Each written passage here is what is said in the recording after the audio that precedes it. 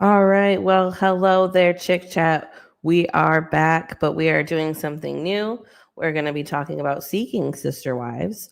It has been very requested for us, even by the 6 or 7 people. That's quite a few requests. So, as obliged, here we are to talk about the season so far. And then after this, we will go on an episode by episode basis. But we're just going to give a generalized consensus of where we're at so far because we do know we're behind. I mean, they're already on episode 8, I believe. I don't know how many are in the season, but right. And to be honest, with holidays and stuff coming up, it's possible we might have to group a couple of episodes together with this one. We're going to have to see. Are you there? I think Anne is frozen. Okay. Oh, there you are. I had a malfunction. My bad. There was a malfunction. Sorry. That's okay. Anyways. I think we might have to group a couple of episodes together. I'm not. It just depends how things go. I know I have some traveling to do. I know Anne might be busy with the baby, but we are going to keep up with this. We're going to try our best to do episode by episode, but we shall see how all of that goes. I know. A lot of them might just be lives when we get to them, to be honest. But. Yeah. Well, we'll be here to talk with you all. We're happy to please, but we are humans and we have lives. So we're going to do our best. We're going to catch you guys up with this season. This is season 6. And there's been 8 episodes so far. So we are what? No, go ahead. Oh, okay. And there's been 8 episodes so far. So we're well into this season. I don't know how many episodes they usually have. For some reason, I agree with Anne, but we think that we watched, or I watched, or, we talked about the first season or 2 of Seeking Sister Wives, but after that, I can't remember, I definitely don't know any of these people. So I'm kind of like new to the show, although I did watch all the new episodes for this season, and I did kind of a deep dive, as Anne recommended. TLC has like the catching up with the Merrifields and the Davises especially, so I watched all of those. So I feel like I'm pretty well equipped to discuss at this point. I haven't seen it all, but I've seen a lot. Yeah, and there's a few new couples this season as well. It seems like they're couples, returning couples. Yep. So we'll just dive into it. So we're going to start with the Johnsons. Yes. So they originally met in Angelica. Sorry.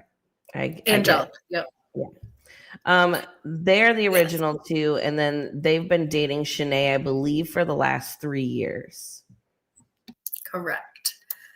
They live in Rhode Island, and Matt and Angelica have 2 kids together, and Shanae and Angelica are like really close friends.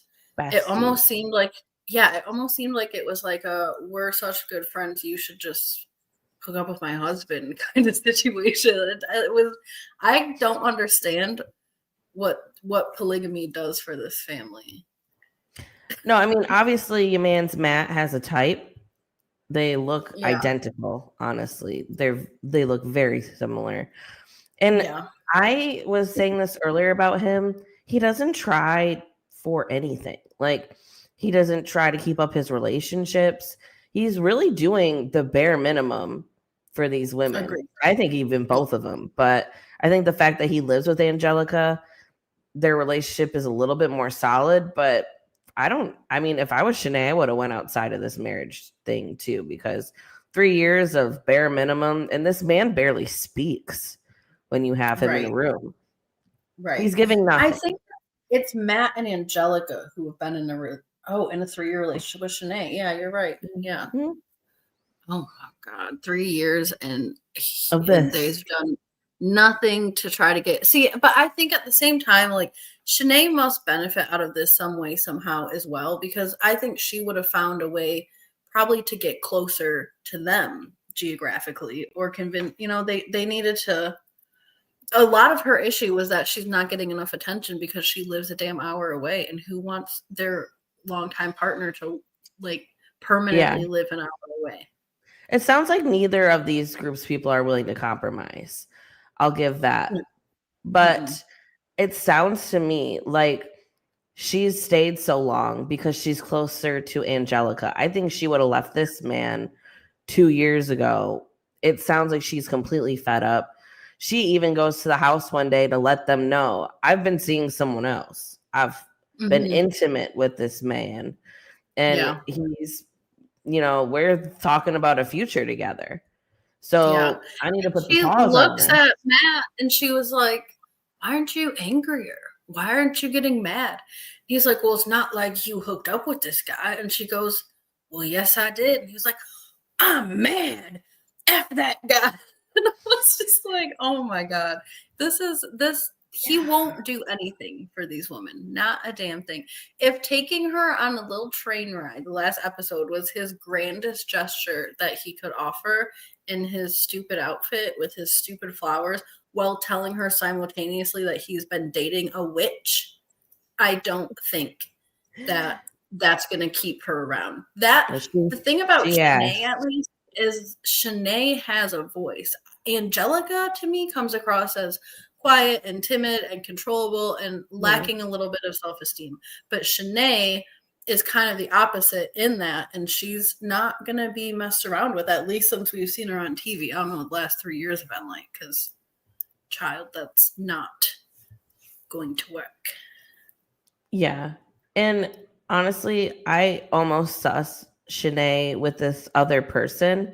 I almost think she made it up to see what kind of reaction she gets out of this man. There's a part of me that thinks it was made up. Yeah, that's just my gut reaction to all that. Yeah, or even the fact that she hooked up with him maybe was made up, because I think she's just trying to get a response out of him and get him to actually do something. But the thing about that is, if you need to scare someone into something, they're not going to constantly be scared of losing you. If he's not already living out a good pattern, a good dynamic that you can live with, I mean, a grand gesture is not going to save a relationship. And I think ultimately that's why she walked away from that man on the train. But yeah, I wonder what they're going to do. They're one of these couples that I think they're only seeking a sister wife because Angelica wants a friend. I don't think that this is much deeper than that, because moves would have been made. People would have moved in together. They would have met halfway and moved into a new city all together. He would have maybe had a kid with her by now, or been, married, like considered her married by now, had one of those weird ceremonies. I just don't see it with this group of people. I think that she really, like, the girls are closer than he is with, honestly, either of them. I think he's just there. I know, it seems like every, not intense, but every serious conversation that needs to be had about their relationship seems to be initiated by Angelica. Yeah. And even through, like, Shanae and Matt's relationship, the serious conversations are all being orchestrated or facilitated by Angelica. Yeah. I mean, she's desperate to the point of where she's like, I can't lose Shanae. I can't lose her. Like, she can't lose her more than her husband is saying, I can't lose her. Like, he's saying it, but it's monotone. Right. Did they say, I'm sure somebody knows, maybe what was their point of wanting to be in a polygamous relationship? Honestly, I don't exactly remember. I just think that they think it's, like what everybody else is saying. Like, oh, I have somebody to raise a family with and do chores with and whatever.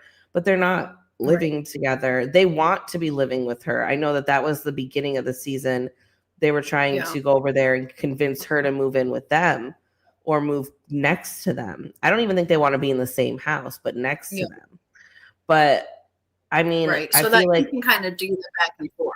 That's what they want, is to have equal split time. Yes. Which an hour really isn't that far. I feel like they could split the time a little better. Well, especially, if you stay for 3 or 4 days at a time, I think that's fine. I know, I think she was saying that. No, I don't think it was her. I think it was the other couple. One of them was saying she needed help with the kids, so he couldn't split his time. He does use Angelica's kids as why he doesn't go over there as often. He's like, I need to help her with the kids and blah, blah, blah. But honestly, in a true sister-wife relationship, she would have to handle her kids on her own for a couple days.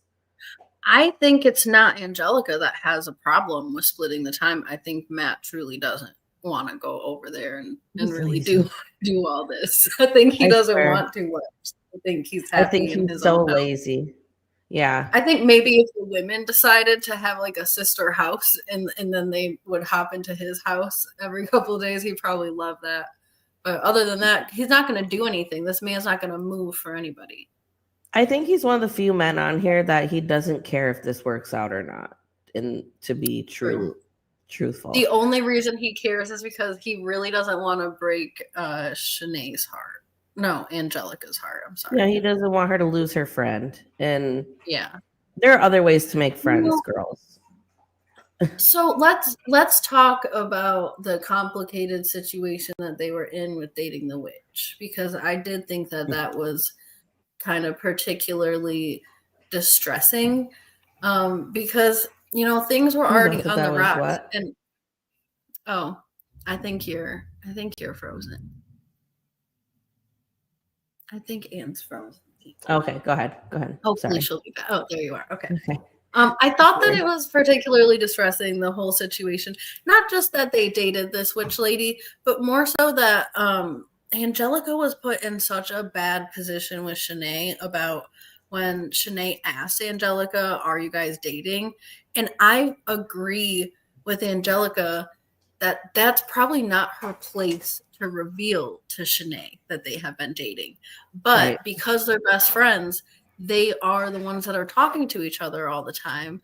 And so I just want to know, where was Matt, and why wasn't Matt on that date with them to tell her such important information? Because now Shanae is mad at Angelica at the end of this episode when she learns. If Angelica didn't have to facilitate Shanae and Matt's whole relationship, she wouldn't have even been on that date until after Matt had already had a date with her. And that's what I think would have been more appropriate, is if Matt would have went on a date with her before Angelica met up with her again. Yes, because it completely ruined Angelica's relationship with Shanae. Because I think Angelica did the right thing by staying in her lane in a sense, but she's so close with Shanae that Shanae saw that as a betrayal, rightfully so. It was just weird. There's also a part of me that thinks Angelica could have explained it better than Matt, because Matt is not a wordsmith. So I think she could have been like, yeah, we went on a date because he was so heartbroken and he wanted to just see what it was like, but it didn't work out very well. It was weird. The woman was a witch and, whatever. I don't understand why I thought it would have been great, actually, if they would have sat down and if Angelica would have thought, hey, I feel comfortable to tell Shanae this. And they could have had even like a funny laugh about it. Like, girl, we just went and dated a witch. Like, please come back to us. Like, there's crazy people out here. We miss you. It could have been very funny. That was nothing to us. It was actually insane. Right. And the way he didn't really get into it enough to let her know what was actually he just said, oh, it was a space filler. But to me, I'm also confused because I'm not going to let Shanae get away with telling this couple, I want space and I'm seeing another man and I'm trying to figure that out and I'm going to take my time or whatever. And then being upset that she doesn't get a text every day from this man who she knows does the bare minimum anyways. And then gets upset that he went on one singular date with his wife present, not by himself. He did not hook up with anyone. He did not kiss anyone. But yet she wants to be mad about that. I'm sorry. It's hypocritical. And I agreed with Matt when he said that. I was like, yeah, that is very hypocritical. I thought that the thing is I understand that she feels angry about the way that the date was disclosed to her. But the fact that they're dating, I do think it was hypocritical as well that she was so upset about it. And it was like she was not even willing to hear him out after that. Like, she got up and left pretty quickly afterwards. she didn't want to hear any explanation. And I don't think he explained it well. I think that Angelica could have completely explained it better. I kind of get why she didn't go into that. But yeah, he fumbled the bag. And honestly, at the end of the day, he still just seems like he's just sad for his wife. Yeah, I mean, could he have texted Shanae? Oh, I know. Could he have texted Shanae more than once? Sure. But I mean, what else do you want him to say? I mean, you said when they were all together in the house, you literally drove an hour to tell these people, I'm seeing someone else. And then let them know you needed some space and time to figure it out. What else? Like, in my opinion, I wouldn't be messaging you right away. I'd be giving you your space. So I think she's very confusing in what she wants as well. She's not being direct either. But man, does this man do the bare minimum. So I don't blame Shanae for not being impressed with him. But I also think that, like, they don't hang out enough as a threesome. Like, it's Shanae and Angelica and then Shanae and Matt. And I think they need to be that kind of news should have been they met up as a threesome real quick, talked about the date, and then he took her out on a different date. Said, we're going to discuss this before we do this grand gesture. Totally agreed. I think that is a great idea. Like, we're having this meeting so that we can talk to you about something that happened. And if you're willing, I'd like to take you on a date and see if we can rekindle things. And then the whole purpose of that grand gesture date is about trying to rekindle things, because they really kind of were rekindling things all the way through. And then all of a sudden, he has to be honest. And I think that's important because obviously it's going to come out that they went on a date. Yeah. So he says that he did, and then it's like none of that even matters. So, because she was considering, maybe giving it another try until she heard that. And I just think that that's silly too. It's so how do you just leave all that you just said and considered behind because the man went on one date when you supposedly, allegedly are saying that you slept with a whole other person? Right. Yeah. Make it make sense. I don't know. But the next episode looks a little messy because Angela now has caught wind that the date did not go so well. Which, side note, he took her on a train ride to look at the coastline, but it was, and it was dark the entire time. I know. How stupid. I hope he didn't pay that much for that because I would have been annoyed. I mean, I'm thinking, so they did get on it in the daylight. Granted, it was starting to become dusk, it seems, pretty quickly. But I wonder if kind of the beginning portion was more of the viewing. And then, I mean, it was also looked like a 3-course dinner kind of situation. So maybe part of it was also just the dinner. But obviously, if you do it in the daytime, there's probably a lot more to look at than your reflection in the darkness. Because it looked like in the daytime they were just looking at trees. Honestly, I mean, is that the coast? Sometimes the coastline is just some trees, up until I thought there was gonna be some water. They did get to like a part where live in Rhode Island. I mean, there should be some water. They got to a part where there was water, but yeah, it's Rhode Island. You think you could get the whole state in one go, but on a train. But anyway. So, I mean, to be determined, I don't know where it seems like this couple out of all the ones, at this point in the season are kind of at their breaking point. I don't know.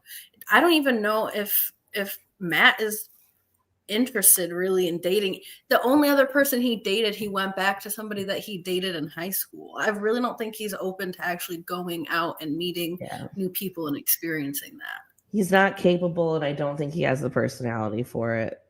Also, he's not capable yet. I just don't think he's capable. I think he's barely capable to keep his own marriage together.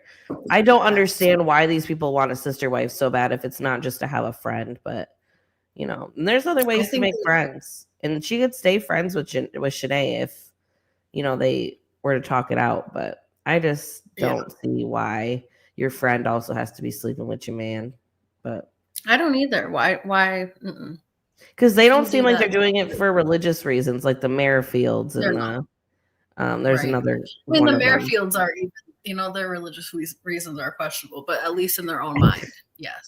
Yeah, Garrick's got some wild ideas, but I think all of his ideas are wild. Every single one of them. At least the guy in the Davis family, like sometimes he messes up a fact here and there, but he's actually generally knows what he's talking about when he talks about this weird stuff because he's read it 11 times, so that's all he has to do. That's all. But Garrick's whole mind is like warped. I think.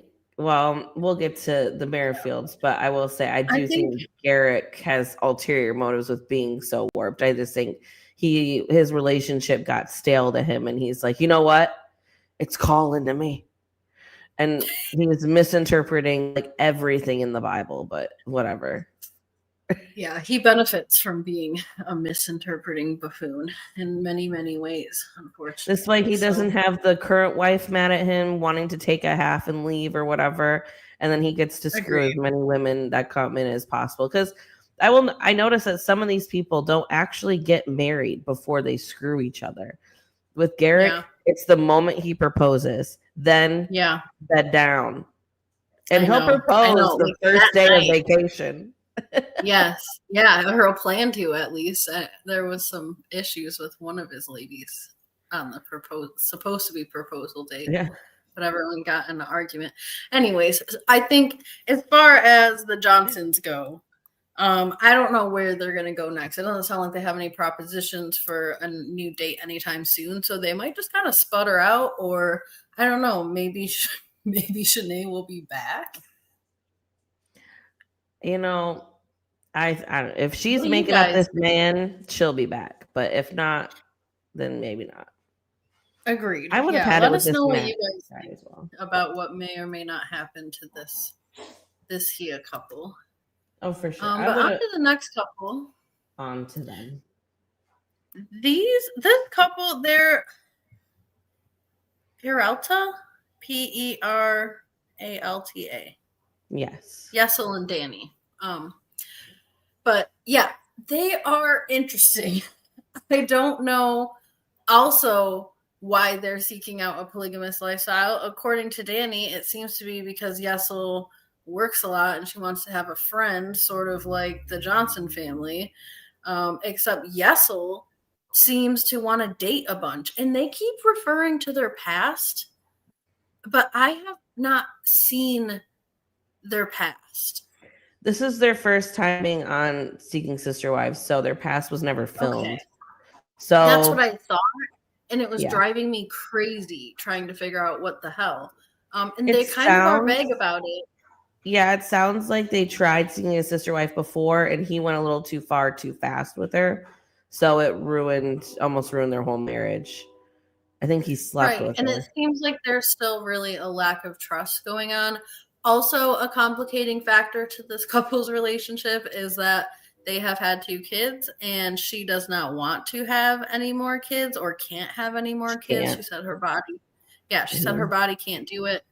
And so she doesn't want any person that's dating or eventually married, obviously, to her husband to have a biological child with this man, because there could be a possibility that it's a girl and she wouldn't be able to emotionally handle that. And I just think if that is what is the first thing going through your mind and that is your undoable boundary, like, you should not be seeking a sister wife. No. What the hell? And honestly, I think that there's such a different way to look at that. Isn't that why you seek a sister wife? To still have a partially, not biological, but you're married to this man. I mean, any child he has is a child of yours in some capacity, especially if you're in a plural marriage. In this setting, family. Mm-hmm. So wouldn't that be if he had a girl? And then you could do all those things because ideally you guys would live together or do things, together. She literally wants to have a friend. Why not have a friend that has a girl baby? Are you going to break up with all your friends who have babies that are girls? This is not just a friend. She wants a friend to do chores with. That was one of the things too. like, yeah, she so wants someone to hire share a the load. maid. Hire Yeah. a maid. You don't need a Maid sister and wife. call your cousin or something. I mean, jeez. Well, and the thing is he left for work, right? After, midway through the season or a couple episodes ago. And she didn't even really contact the potential sister wife back until she went on that little dinner date with her. So she doesn't want a sister wife for when he's at work because she's fine by herself. She didn't care to contact the lady the entire time. So what are you doing here? I think she doesn't even want it at all. I just think she knows that her man wants to date other people, and I kind of think he'd cheat on her anyways. So she's just calling it sister wife. Yeah. But she don't want him to procreate with her, which is just wild to me because the lady's already going to be riding your dude's D. I mean, what's the difference of him procreating? Yeah. And her whole thing is about the possibility of them having a girl together. That is her whole problem, and it's actually wild to me.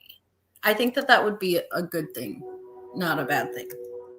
But if you always wanted a girl, then you're never going to get one apparently from you anyway. So what are you doing?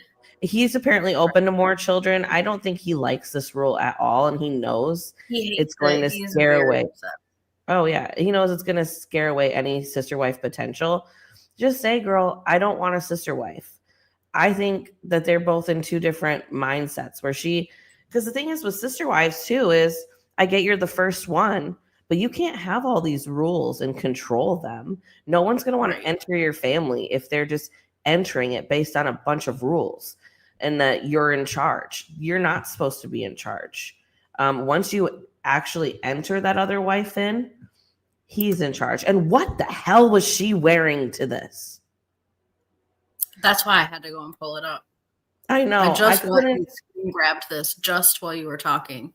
Because I did want to get a picture of Jackie, but I specifically asked on a couple's date because I was looking for this. Like, what was his birthday or I forgot what it was. Going away party. Yes. With his family. I know. Could you imagine walking around like that? Also, I think sheer stockings are fashionable again. Yeah. I liked Jackie's outfit. I couldn't stand Danny. Danny couldn't even take one of those knitted tops. Every single time we see her, she's in one of those knitted style tops. I mean, they complement her well, but I mean, Danny couldn't even take off her jacket because she would have been pretty much in a swimsuit. I just didn't understand this look. I think she was trying to one up, her little sister. Yeah, she's really insecure, Danny is. And I could understand if they had this terrible experience trying to try this out before, why she would be insecure.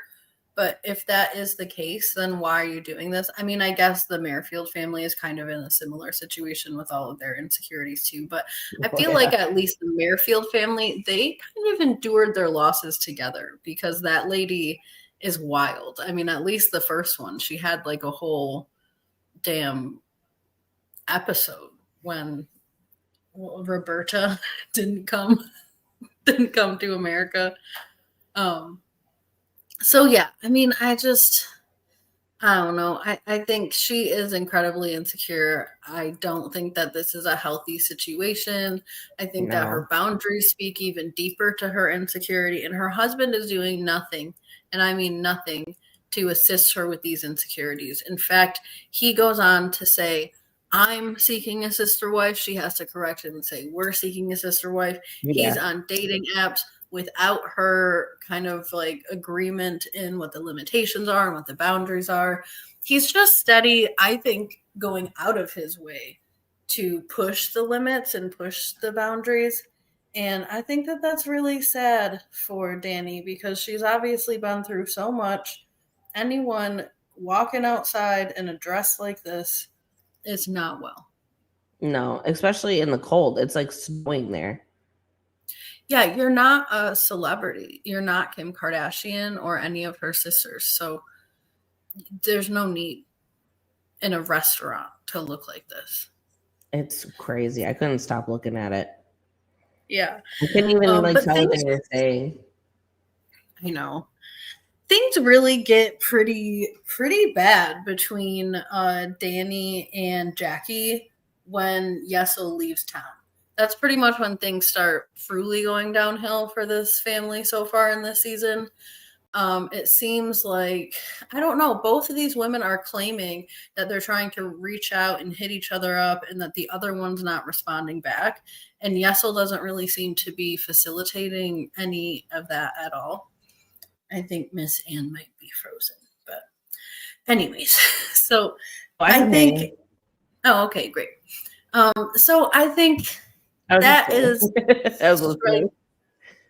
strike number one, is definitely that Danny's not feeling supported and Jackie's not feeling like Danny is being responsive to her so that they can build that relationship. But of course, they're both being incredibly responsive to Yesel and talking to him all the time. And it seems like Yesel is taking a little bit of a preference for Jackie while he's gone, which of course is also making Danny upset.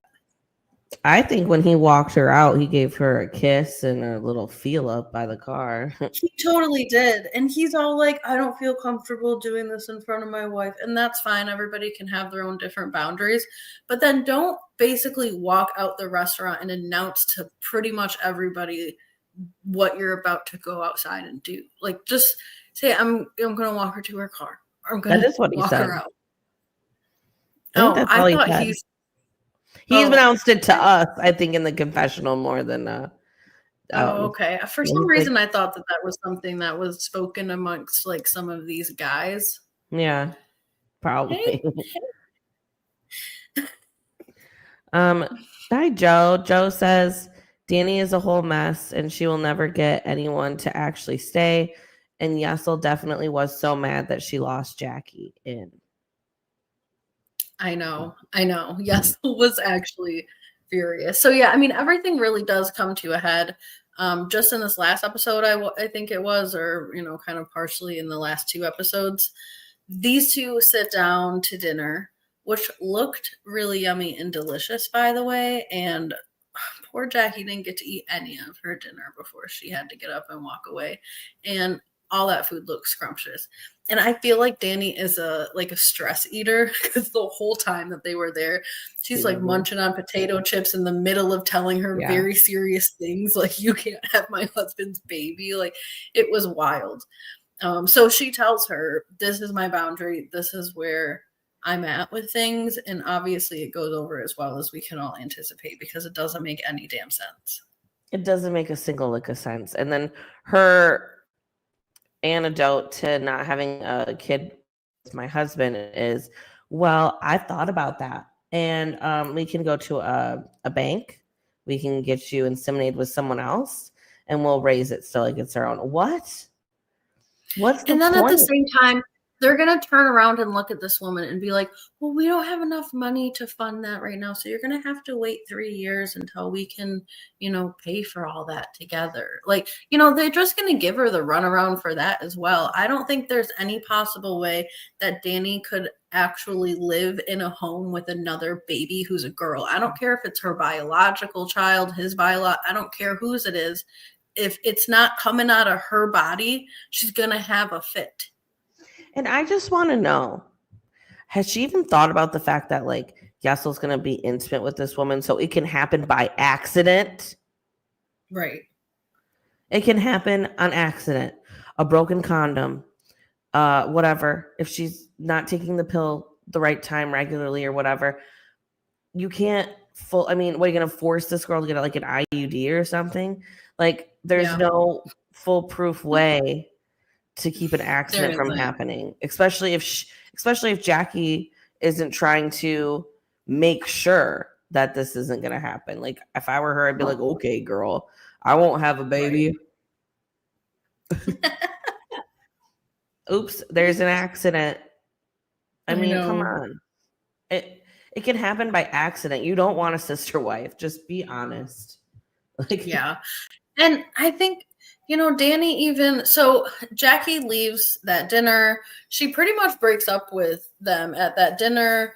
by telling Danny, this just isn't going to work. I wasn't aware of this. She's pissed off, rightfully so, that this isn't something that she heard about beforehand. This seems like they've been dating for a while, talking for a while. I would be upset as well, because she's been clear.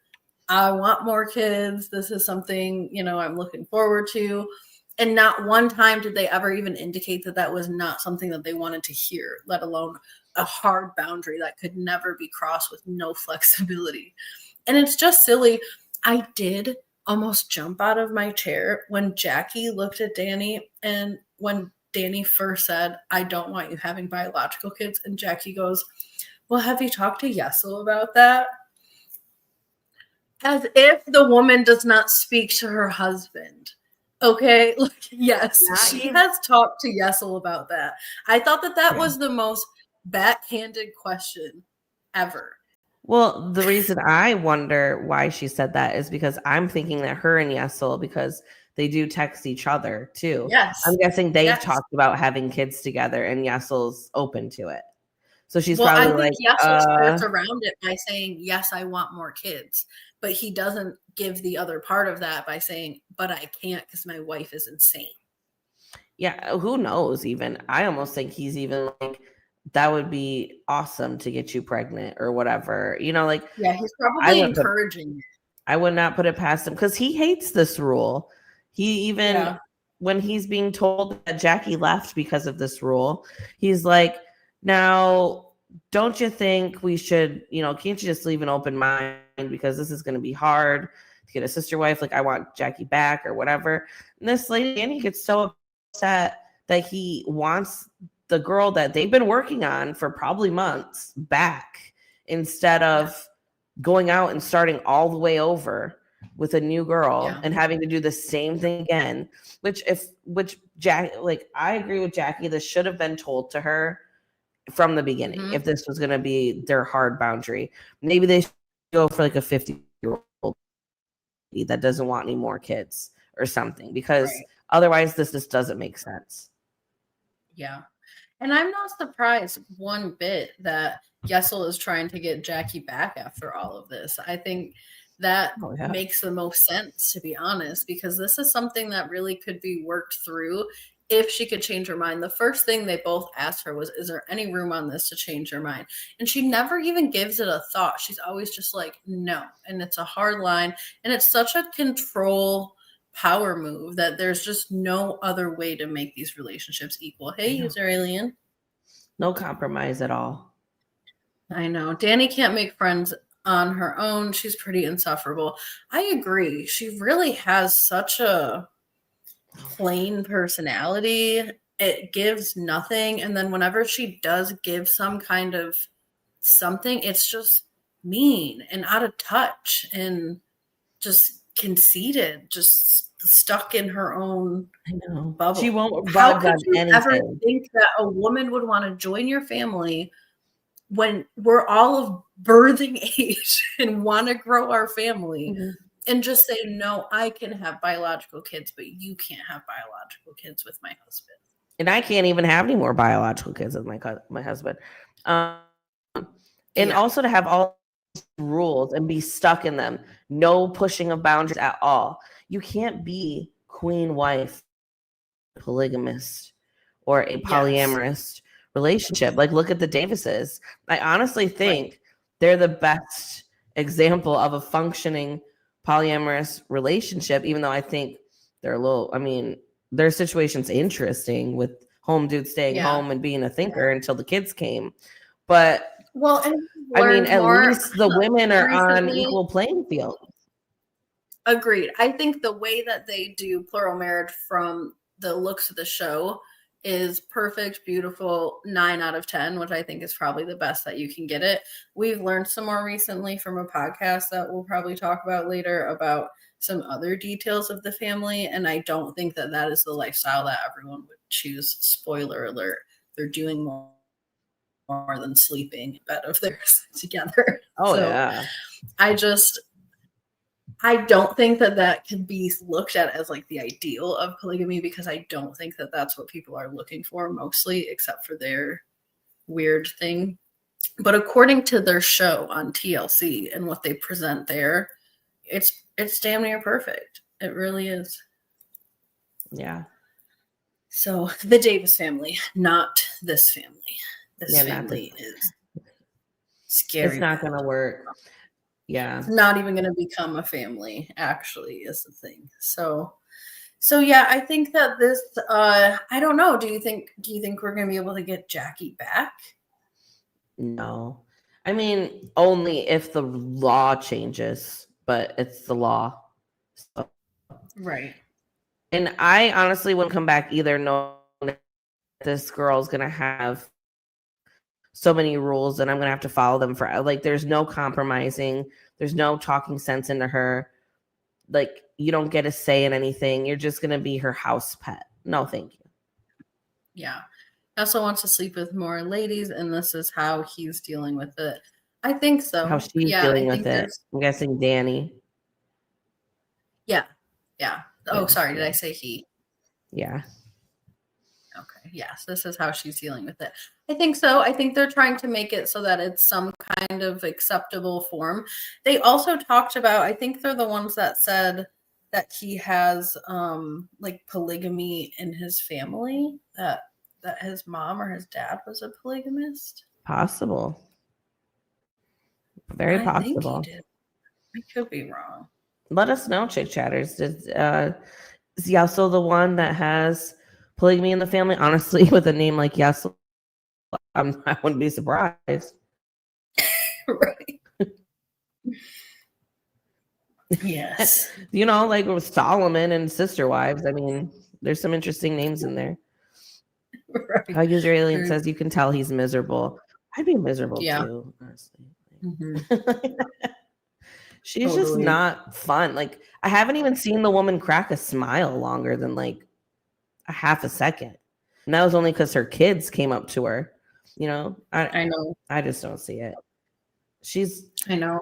Her and like Danielle in the beginning seasons, like, you guys want this. You don't want this. I just don't think Danielle really wants this from the Merrifields. I think she's imprisoned. But I think she has her days, definitely. But we'll see. Everything she can. What? Sorry, I kind of cut out. Oh, yeah, we're good. Okay, so I don't know. Is she going to come back? We'll see. To be determined. I'm highly doubtful. I wouldn't come back. I think this is too far gone. I think y'all lie. At this point, I would kind of feel lied to. I would feel a little bit betrayed. I would feel a little bit played, like I've wasted my time. Let's not forget that Jackie is also a mother, a single mother, and we just don't need to be wasting each other's time out here with these stupid boundaries. This is something they're going to have to plaster on top of their heads. And I just don't think it's going to work. Well, it's so misleading to get a girl in like a few months and be like, oh, by the way, you can't have the kids that we've been talking about for the last few months.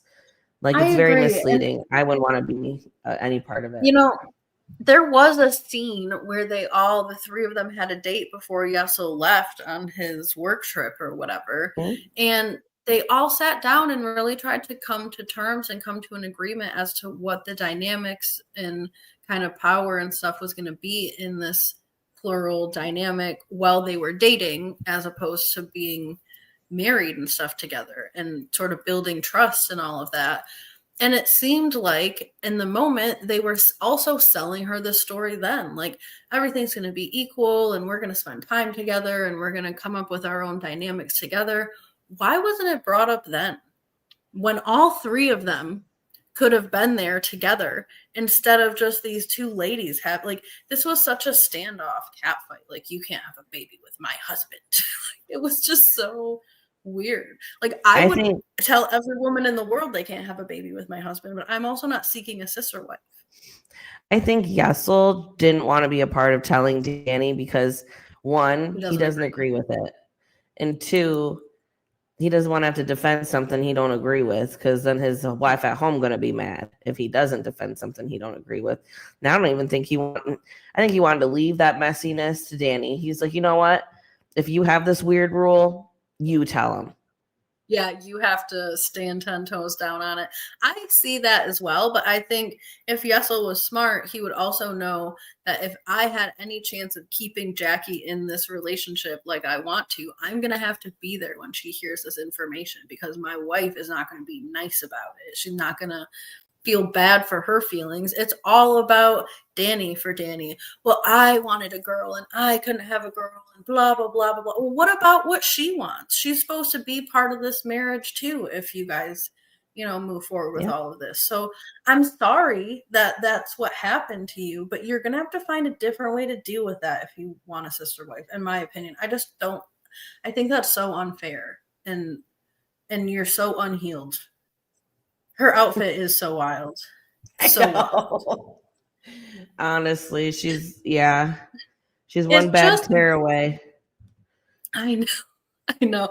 And I keep getting distracted by these seams. I don't know why. They're horrid. They're horrific. I know. It's just an outfit for her to be like, yeah, Yesel's leaving and I'm his wife and this is my body and blah, blah, blah. Like, I don't know. I just think it was a way for her to try to one-up this lady right before her husband leaves for a work trip and doesn't see them for like a month or however long. It was very, and I think it's so weird. Like, these are two beautiful women in extremely different ways, but they both are gorgeous. They both have great looks.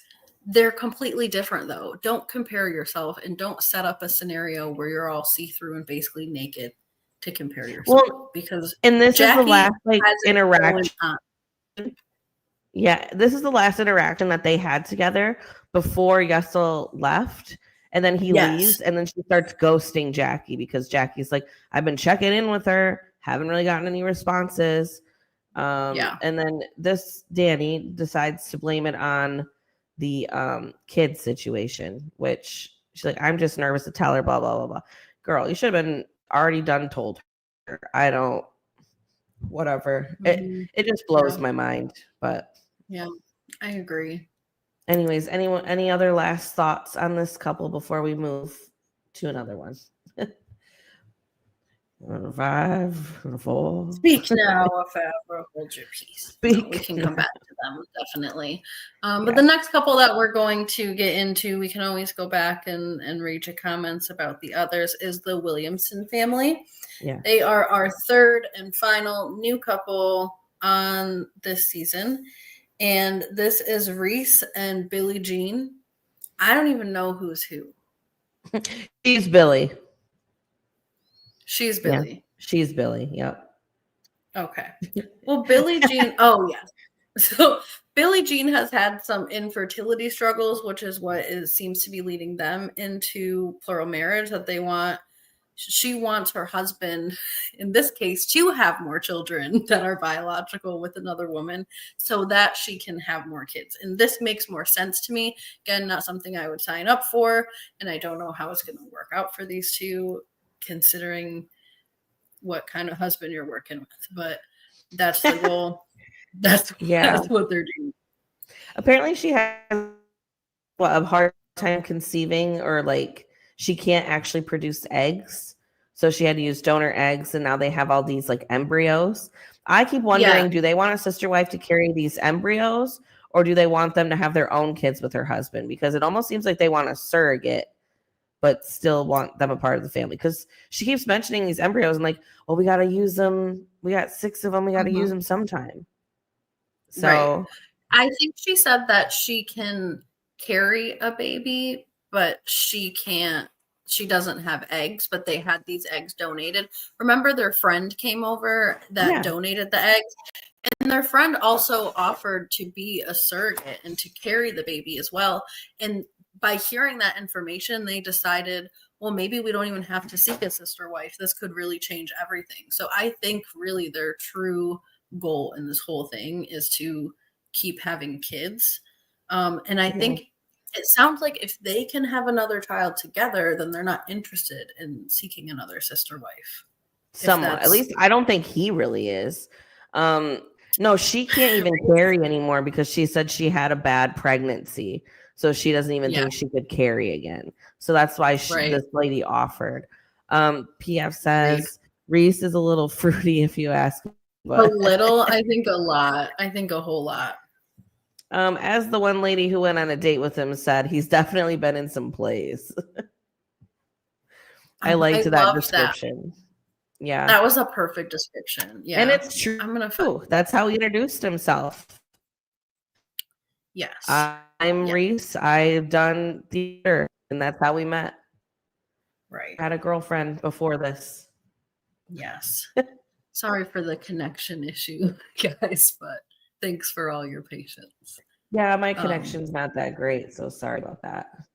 Yeah, that's okay. We're hobbling along. You're making it through. Trying to get through it.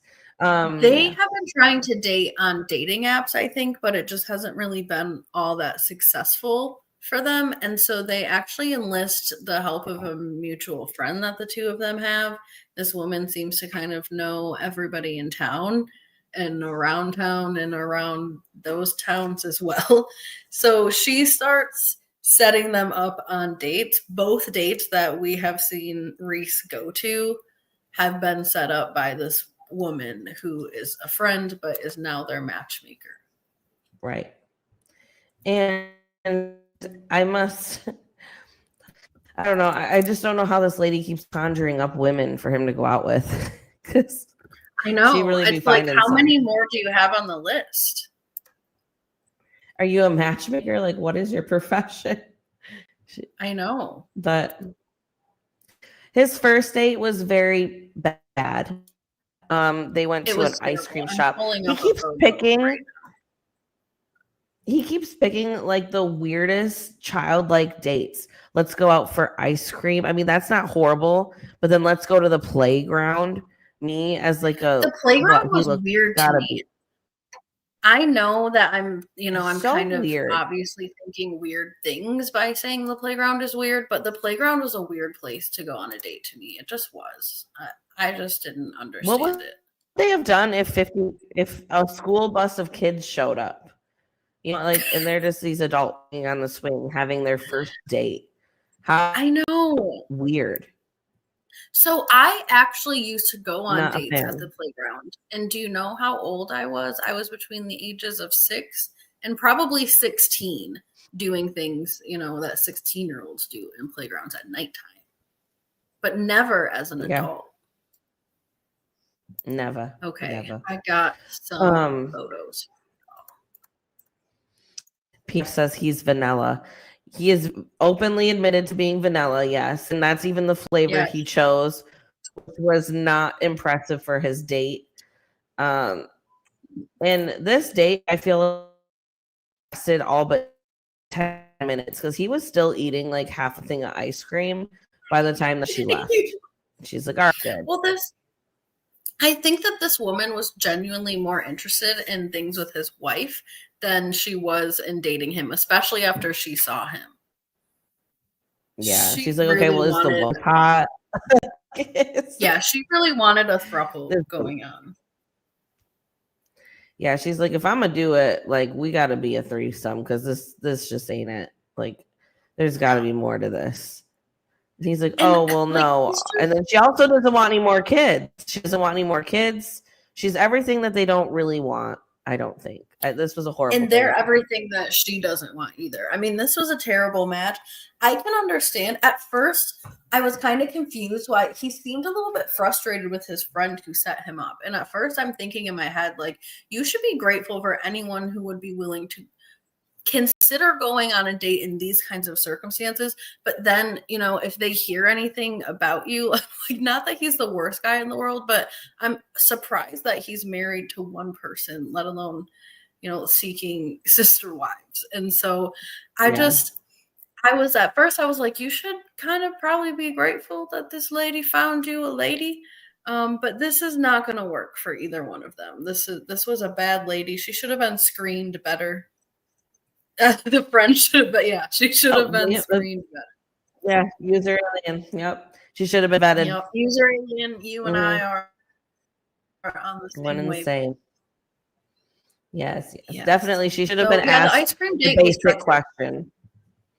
Yeah, I think the least that the friend could have done was just at least ask if she wanted more kids, because obviously that's their main reason is to expand the family and have extra hands, which the reason they don't even take up their friend on the whole surrogacy thing is because they're like, well, we don't just want the extra kids. We want the extra help too. We need help with all these kids. So that's what makes me wonder, like, do y'all just want a nanny that'll also be your surrogate? Because they seem to want to use the embryos that they already have.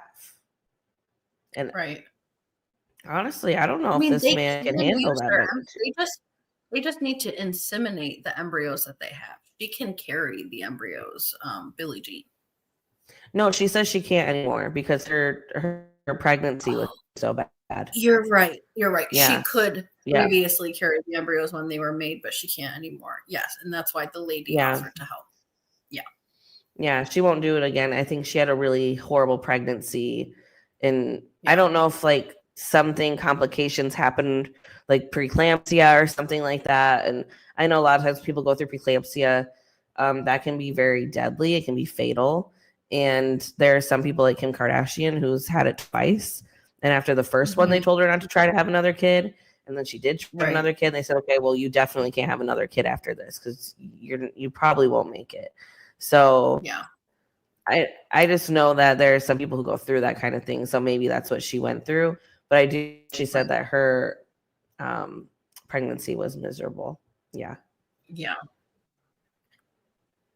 So this date was bad. It was a dud. But we did go on a second date, like we said, at the playground. And this lady was a lot better. Do we remember her name? Anybody? Oh man. I know the wife's name is Billy. I cannot remember. Is it Kat? You want to say Kathy, but it can't be Kathy. Oh man, this is gonna kill me. You guys remember her name? I know. If you guys remember, just put it in the chat because I'm really bad with names, so it takes me a while. And then by the time I get to know the names, and the season's over with. So I'm looking because I can't stop either. But yeah, this date actually went surprisingly well. Well, yeah. She was open to going to a playground. So someone said Randy. Her name is Randy. What's her name? Randy? Or is it Brandy? Yeah, I just looked it up at the same time. Yeah, it's Randy. Randy, okay.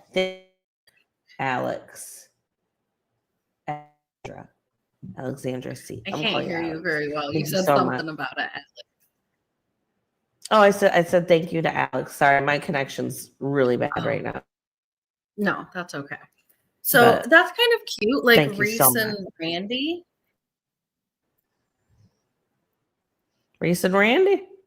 So she was open to going to this playground. And she said, like, obviously this is weird, but you know, I'm willing to give anything a try. I've been single forever. I know. She seems a little bit That's like her whole reason for joining polygamy. I know. Yeah. But I mean, they didn't have a long date on the playground. I think she was once, you know, he brought up his wife and stuff. She's like asking him why he wants to do this and whatever. And she's like, well, is your wife around? Like, can we go meet her now? Like, can I get the hell out of this playground? I feel predatory. Yeah. I know. And I just, at first I was a little bit concerned because I'm like, well, are you not interested enough in this guy to have a whole date with him that the wife has to be around all the time? Because that's not going to be great for a marriage. But I also thought that it was kind of cool that she showed an interest in getting to know the two of them. Because in my ideal world, if I was a polygamist wife, I like the idea of like the wife kind of vets out the woman rather than the man just going around and seeking a sister wife. I think it just makes more sense for a dynamic because there's gonna be more women. I know there definitely has to be their own relationship there, but I do think maybe the first time is like a small meeting and then they go on their date or something because you want to see if that there's a relationship there, but you also want to make sure you want to be around this person too, especially since it's her idea. It's not this man's idea. He would have been fine with taking that surrogate offer, you can tell. Agreed. Yes. I think correct me if I'm wrong, but I think the last episode they kind of leave off on a cliffhanger a little bit where the wife shows up and I mean they have a brief conversation, but we don't exactly know how it goes. Right. Yeah, she makes a sexual joke, Randy does, and then they kind of leave it on that. And I don't know if that was can't remember if it was the preview or if that was just at the end of the episode, but it seemed like Billy's not too fond of the comment. But honestly, girl, what you can get, because this man is not going to be pulling girls left and right. Okay, if he gets along with one, it's a godsend. Just let it at least get past the first date. If this is what you want. I agree. And Randy is like, she's cute. She's super agreeable. She seems really open to this whole situation. And she doesn't seem really turned off by Reese. And I think that is a gem in itself. I think that there are some women that are truly just going to meet Reese and be turned off by who he is as a person. And that's probably a hard thing to go through. But I just think that's facts. That's what we saw with bus driver woman. Doesn't she look like a bus driver, that woman? Right away. Yeah. Was she a bus driver? No, but doesn't she look like one? I don't know what you're saying because you're frozen, but I think she looks like a bus driver, guys. What do you think? So I'm going to go on and continue to talk about them. I wonder, what is it? Oh, hey, user alien. Reese had no game on his own. I think that is why he ended up bringing his wife into the fold to continue the date going. It was honestly like Billie Jean sort of swooped into the date and fixed the vibe for a little bit.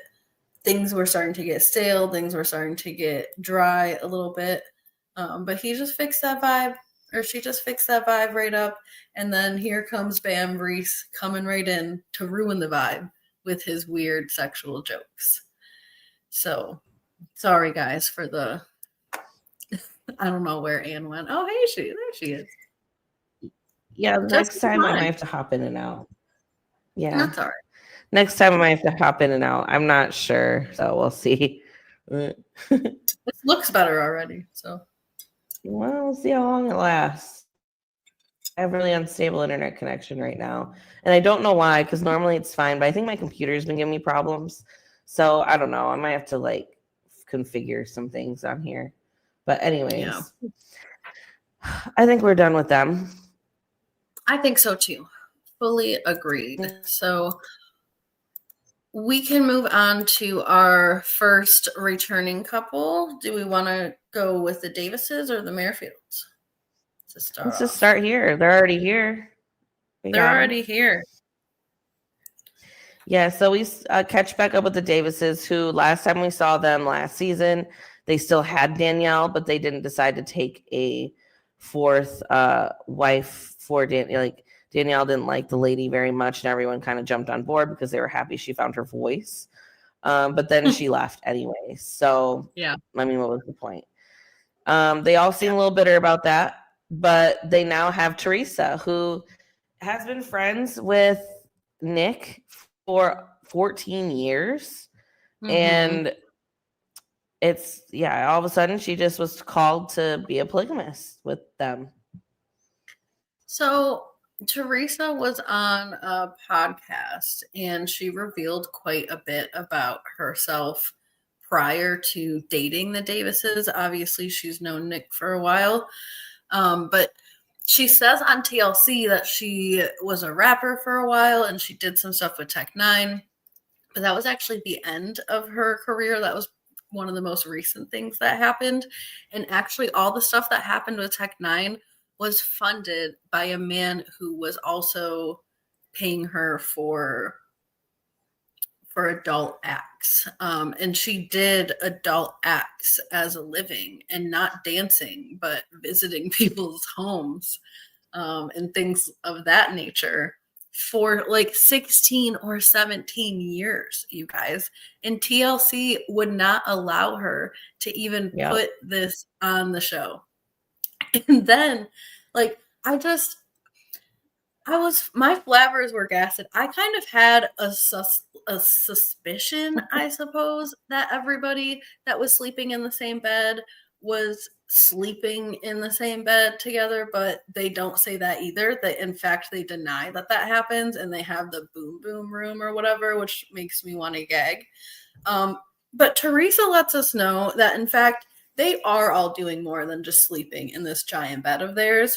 They're all enjoying each other. And I don't know why that is not allowed to be told on TLC either, but apparently that is what's happening.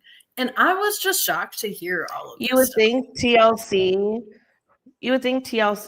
the network that showed me like a man who liked to screw his car, or like, you know, like the My Strange Addiction people, and some of the things that they were doing would be fine with these people sharing what they actually do, instead of censoring them. I think it was obvious when they were last lady and they had Danielle when they were all in the hot tub. The lady was like, "What's your favorite color?" and stuff like that. Danielle was like, "If we're all in the hot tub together, I don't want to be asked about my favorite color, girl." Like, it sounded more like she wanted more adult things to be taking place. And so that made me wonder about that as well. I'm like, okay, these people are probably screwing each other. And I mean, look at this man. You can tell just looking at him that he's getting it all kinds of ways. He likes to have all the hands on him at the same time. Look at all of them. The same time. So many damn hands. If you guys are interested in this podcast that I just mentioned, it is called the Rush Hour Podcast. And it is Creamy Body with Terry Legato, because apparently that's her rapper name, is Terry Legato. Mm-hmm. So that's it was actually really difficult to find. So you're welcome. Yeah, and it's an interesting listen, even about her early life and stuff. Her past life, like before all of this. It was quite interesting. It was pretty long too. I think it's like almost an hour and a half. So if you have time when you're folding laundry or whatever. I wish TLCs would let the families tell their whole truth. There's a lot we don't know about the Davises. I completely agree. I know that they want to have something that they can present on television and in some capacity have it be, you know, I don't know if Seeking Sister Wives can be wholesome, but as wholesome as possible. And I know that they probably want the Davises to come across more likable, and that some of these things people would probably judge them harshly for. But I do completely agree. I think we all deserve to have a full picture. You guys are on TV.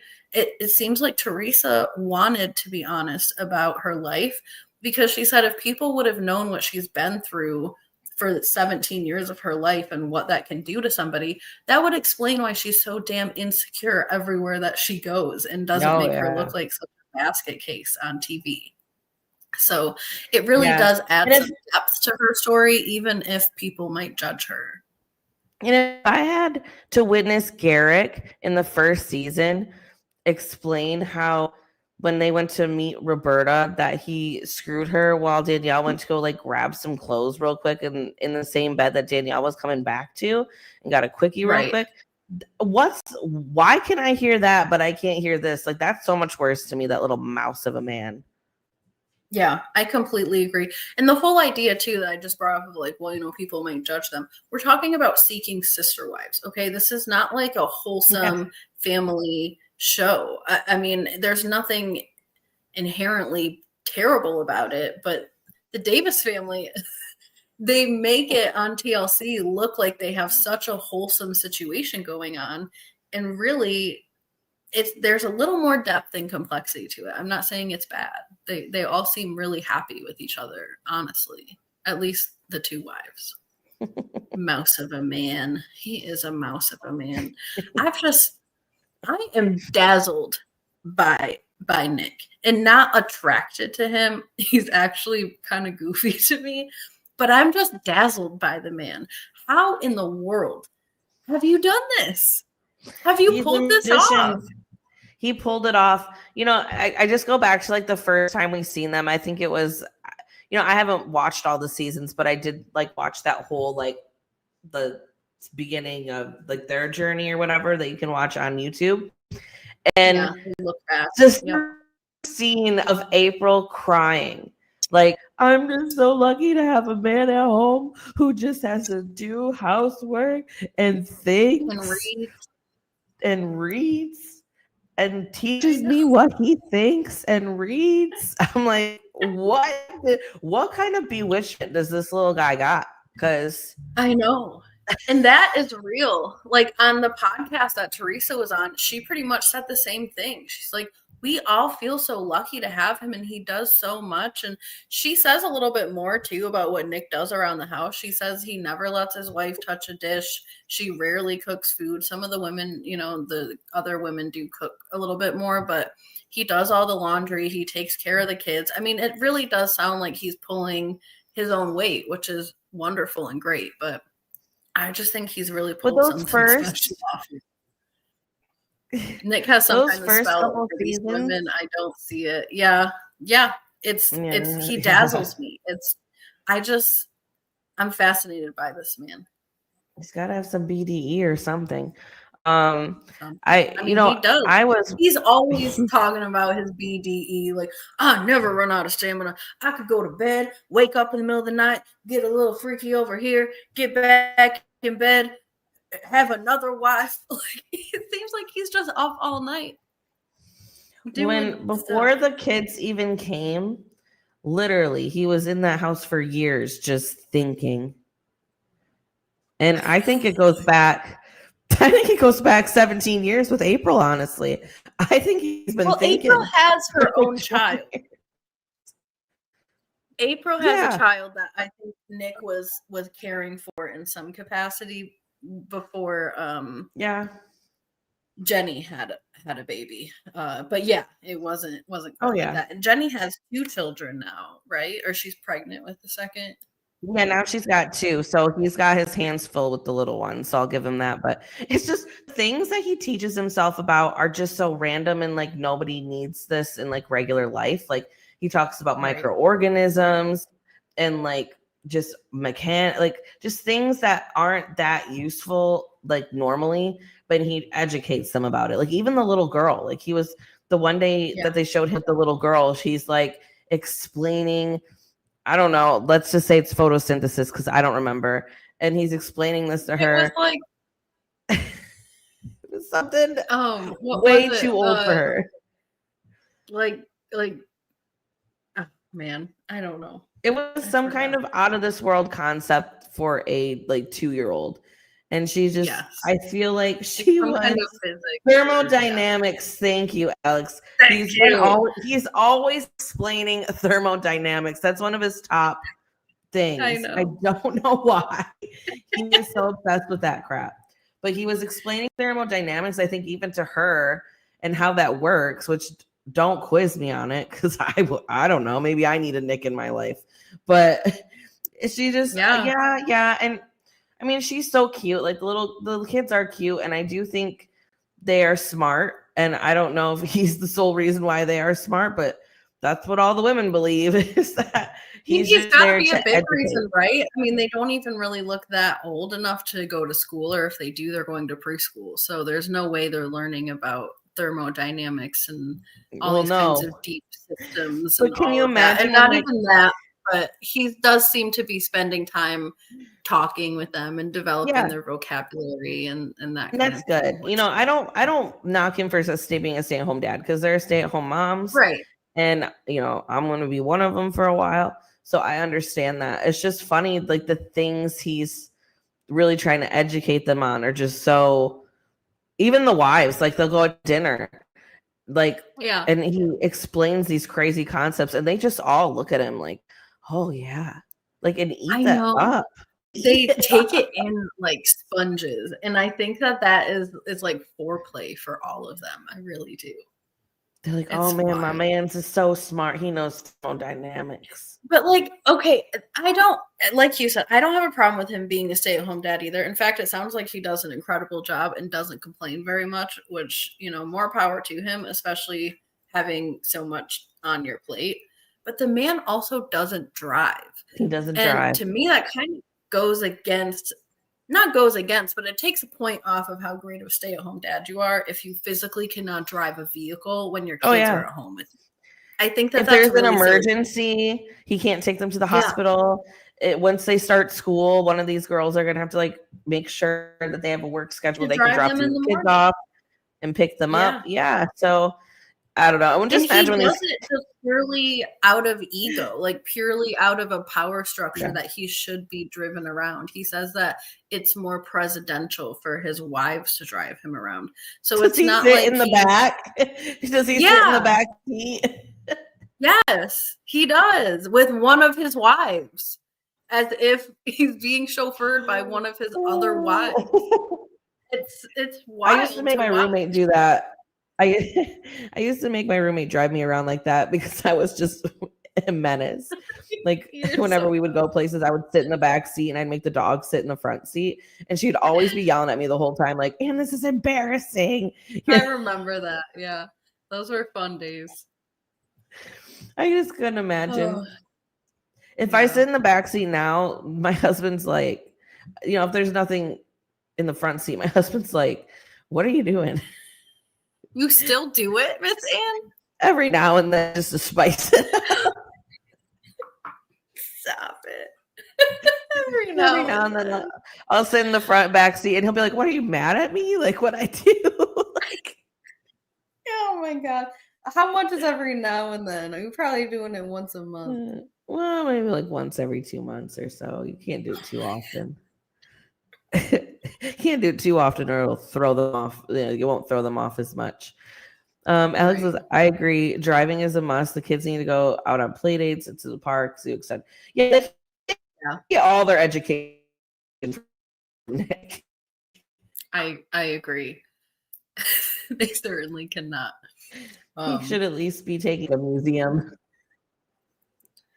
Something. And I like what Alex brought up, like about play dates and things like that. They need to be exposed to other children and just get out of the house. I mean, having your kids locked up in the house all day long, I don't care how many books you're reading to them or activities you're doing, that it's not a good time. No, I mean, you take them out. Yeah. Get them some air. Yeah, but I mean, the main kind of conflict going on here is only one. Oh, sorry. I was going to ask, is Jenny the only one that's ever going to have his kids? Because these other ladies, April's not had a kid in like 17 years. And I don't think Terry's going to be popping any out. So Terry, her rap name. Oh my gosh, look she's in like a weird bodysuit. Yeah, they're hiding her. Oh, she's crazy, that lady. It's a dress. Yeah. Another thing too, real quick, is I can't imagine seeing one of his kids in school and being their teacher and then having this kid talk to me about like thermodynamics. I'd be like, what the hell's going on in this house? Like, Daddy Nick is around reading books. How old is April? I think her and Nick are about the same age. I want to say she's got to be like 40s, maybe late 30s. I think she's in her 40s. She seems to be in her 40s, but I don't want to be rude. Well, because I know her son is now in college, so he's not even living there anymore. So I assume even if she had her son pretty young, that she'd be in her 40s at least. Yeah.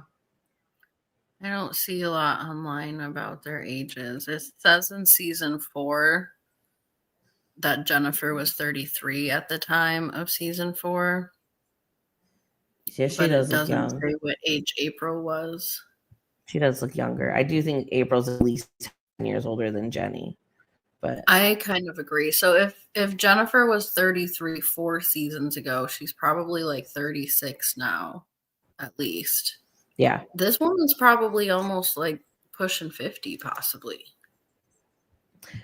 Yeah, I feel like both April and Terry are just kind of past the baby age. I do wonder why April's been with Nick for 17 years and didn't have a child with him before Jenny did, but I guess, teach their own. I mean, for April, who knows how long this man has been sitting at home thinking. And if you got that and a son at home as well, that's a lot of people to provide for. So, agreed. Yeah. This man is thermodynamics. He is, I don't know, he has accomplished what he has accomplished. Many men are definitely taking notes right now. Like, how do I become this man? They should be. I mean, he's even talked about some of the things that he was talking about and teaching to his wives were like systems, and he was relating it back to their family and how things have to happen in an organic and natural way, but they have to work together. I mean, he's got a lot on his brain, and he continues to stuff it with useless information. I mean, it's important information to somebody who is an engineer, but to Nick Davis sitting at home, teaching his 5-year-old children about colors, it's not relevant. Learn how to drive a car. Learn what a stop sign means. Learn how to push the gas pedal. That's my favorite thing about him, though. Do you think he doesn't know how, or just that he just won't do it? He won't do it. There's nothing that this man doesn't know how to do. I do think that he's actually really smart, like in a lot of facets, but I think maybe it's smart too. He's lazy enough. He doesn't need to drive a car. He has 2 or 3 women at a time. Because even when the women come home, they start doing chores. Like, they'll be cooking and cleaning and stuff. So he doesn't do like all of it. He just, I mean, I know he does a lot of the childcare until the women come home, and then they kind of all pitch in on things. But it's just so funny to me that he just won't drive a car. Like, what if he's craving something? If he's truly craving like a McFlurry, he won't leave his house and go get one. DoorDash. You never heard of DoorDash? It gets so expensive after a while. Nick has 3 women at work. If it's not your money, I guess, then, I get it. Yeah. He has people don't value money. That's not what, if they didn't earn it. I just wonder the last time this man had a job. I would love to know. Was it the 90s? Like, when is the last time this man stepped into a workplace? Probably after he married April. I think as soon as he married April, definitely after he married Jenny, he was like, I ain't never working again. No, the women were lions up in here. The men lay around. Because the women hunt in the lion pride. So I think I see I bet he used that as his philosophy. Because for the Davis family, and for most of the ones we've already talked about, this is not a religious thing. In fact, I don't think any of them so far have had a religious reasoning. I think the Merrifields claim a religious reason, but it is their own specific interpretation of the Bible. And millions of people read the Bible and they don't read it that way. So I don't really consider that a religious Well, in other seasons, they've had more of those kinds of people who've interpreted the Bible a similar way, not exactly the way that Garrick does. But yeah, I would say this season, the only family that's doing it for quote unquote religious reasons, which I think is a little bit of a facade for Garrick, is the Merrifields. Yeah. Everybody else is doing it for other reasons. But mostly to have a large family, mostly to have a sense of community. They think a lot of the newer couples, I think the returning couples, the Merrifields and the Davises, they have at least figured out a system a little bit. I know the Merrifields have never quite gotten to where they've gotten with Lorena. But they have figured out how to date. They have, figured out boundaries kind of in general. And the new couples are definitely still establishing a lot of those things too. So a lot of the new couples just seem to want friends. So it's kind of weird. Yeah. I don't think that's how it's gonna work out for them. But I mean, the big conflict with the Davises this season is Teresa coming in, and she fits in incredibly well with everybody. But it seems like Nick is having a hard time turning his platonic relationship into a romantic relationship. And he says that like actually doing the deed is not really the problem, but it's the desire, the romantic feeling, the relationship with somebody that he doesn't really feel with her. And it doesn't seem like it's growing. I'm getting a little concerned. Yeah, he doesn't seem that in her on most days. I mean, he'll take her to the boom boom room, but it doesn't seem like he cares to have the light on or something in there. Like, I don't know. Like He just is performing. a one night stand to the boom boom room, like when they had their little hotel. I mean, or hotel, when they had their little hot tub night. It didn't really seem like there was physical, you know, I can grab you and touch you and you have all the bumps and lumps in the right places, but it wasn't like an intimacy. I wonder if they're still a little traumatized from Danielle. She's left twice now, and the first time she left, they all took it really hard. They say they split amicably this time, but we didn't actually see it, so I don't know how that went. But I think that's why they won't indulge Teresa on like taking the Davis last name, and like she's trying to do everything right now. She's moved in, she wants to take the name, she wants to marry another sister wife, like she wants to get another sister wife to marry her. She's really all in with these people. And it's funny that she has this mentality, but he's not that into her. It's kind of like conflicting, I think. And the other ladies, I think, are just also trying to take it slow after what happened with Danielle. But yeah, I agree with Alexandra. I think it's not a good fit altogether because Nick doesn't seem to have that same pull, want, desire towards her. And I don't think that means like nobody did anything wrong. I think seems like they just had too long of a friendship. And, you know, if anything, even though Nick has a plural relationship, it seems like he does a good job of putting, you know, women in boxes that don't belong to him. And it seems like he just cannot turn it on that she's someone that's available to him now. So I don't think she's going to work out. I was trying to listen for some things on the podcast, and it does sort of sound like she's still living there on the podcast, but I don't know when it was filmed. They had referred to like today is the day that the shows are going to drop on the podcast. But I don't know if it was filmed that day or what. Terry is also insecure. Yeah, I could definitely see, you know, Teresa has, you know, she did that whole little, what is it, boudoir? How do you say it? Yeah, well, I think it was her idea too, but she had a little meltdown during it. She said she was just kind of, I think, comparing herself to the other women or whatever her case was. She just kind of got emotional. She not even just like in a physical sense. She's just like, I'm not a wife. I'm not a Davis. I don't know what I'm doing here. I'm feeling insecure, which I totally get feeling insecure when it doesn't seem like this man is totally into you. It seems like she's almost overcompensating for that by wanting all these things, like this commitment out of them. And agree. You know, you're I think it was worth a shot. With your child. What more commitment do you want right now? You're a girlfriend. That is how you get introduced to people. These are my wives, and this is our girlfriend. That is how they've introduced a couple of times to people outside. And so you're already living with them, with your child. What else do you need right now? You're not going to take his last name until there's more of a commitment. Right? More of a connection. I think for Nick, this felt like an easy transition because they were already friends.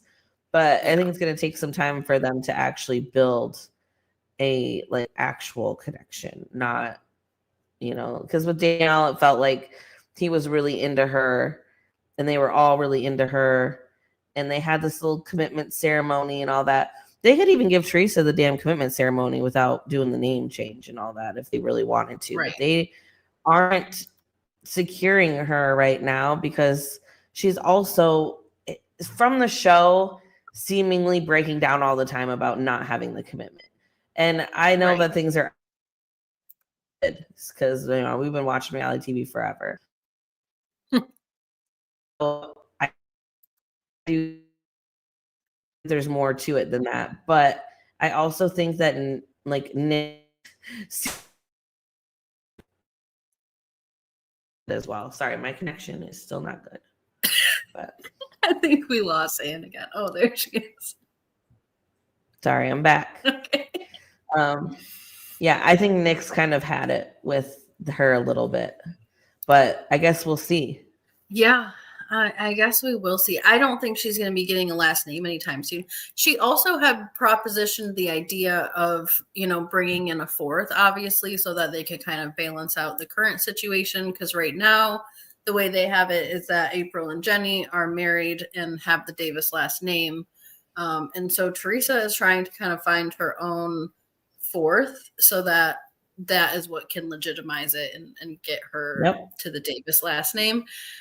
Did I hallucinate, or did she bring up maybe that she was talking with their ex-girlfriend about potentially coming back and marrying her? She asked if they would be open to it. I don't know if she's actually been talking to her.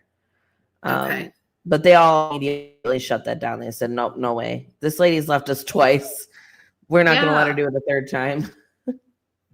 They need to figure her out before a fourth. Figure her out, you mean that she's not going to work, or figure her out a fourth? What do you mean, user alien? Before Tell a us fourth. more. Tell us more. Yeah. But yeah, I'm not seeing this foursome moving forward together, but it did sound like on the podcast I listened to that she's at least still living there. And I think that they really do feel like the more the merrier. As long as she doesn't really F anything up, I think she's going to be sticking around.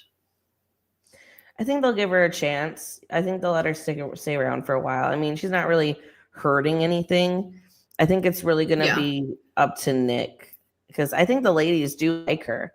But I think it's speaking of not hurting anything, April was kind of seeming like she was kind of like Teresa was starting to get on her last nerve with all the insecurity stuff. And she was saying, I think last episode or the time before, like, all of her negative emotions and heaviness is really starting to take an effect on the whole family and the vibe in the household and things like that. So they might be setting all of this up for that if they're going to keep her. That's what I thought you meant, user alien.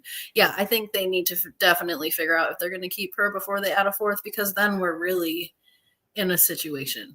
I mean, we're already in a situation, but to have 5 humans now, I mean, you guys are going to have to get a custom made bed. It's going to be a lot. Yep.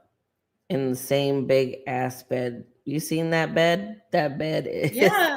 It's the biggest bed that you can buy without making it custom made. I watched a YouTube video when they bought it. It's crazy how big that bed is.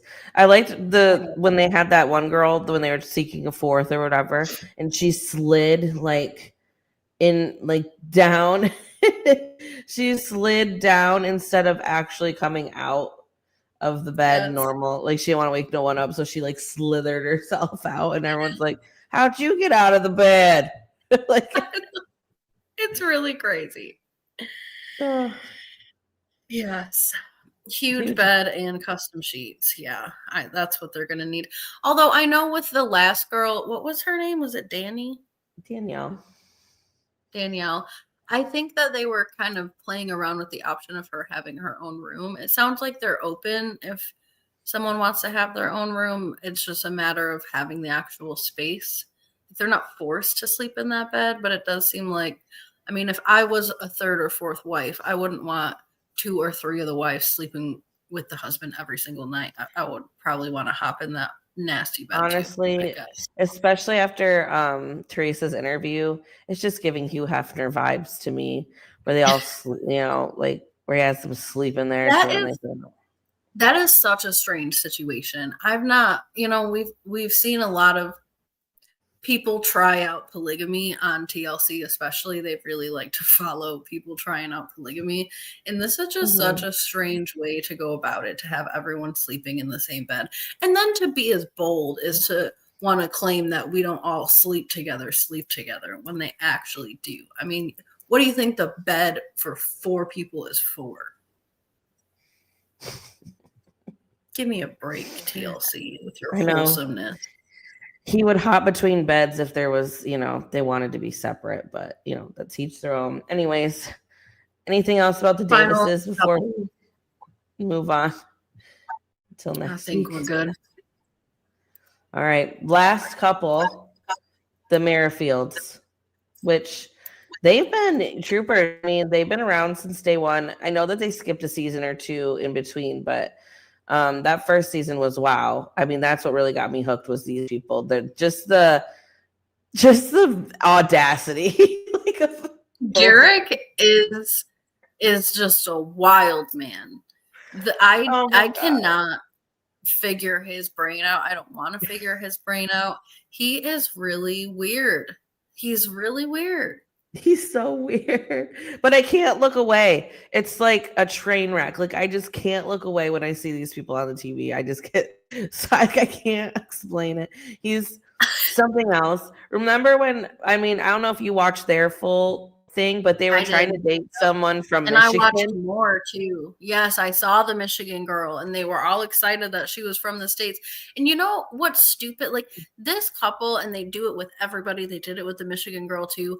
It's like, I don't know what they're promising to people over the phone and stuff like that, but it seems like every time they get to meet everyone in person, Garrick and Danielle, they just like copy each other's voices all. It's just like, oh, okay. Like there's no chemistry. There's no, we're all getting to know each other. They just sit and stare at each other then.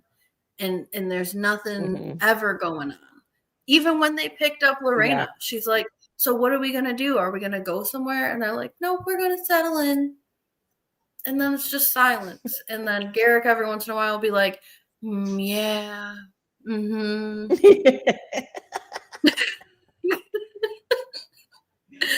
Like that does something for them.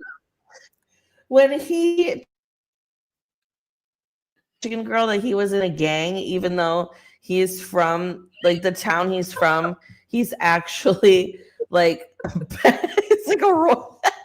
He's like been a citizen of this town his whole life. His family, he's like a 6th generation, but he's like, yeah, I was pretty bad as a kid. I was in a gang. I fucking lost my mind. I was like, what is this man? Hello, unpopular opinion. Hello, unpopular opinion. Oh my God.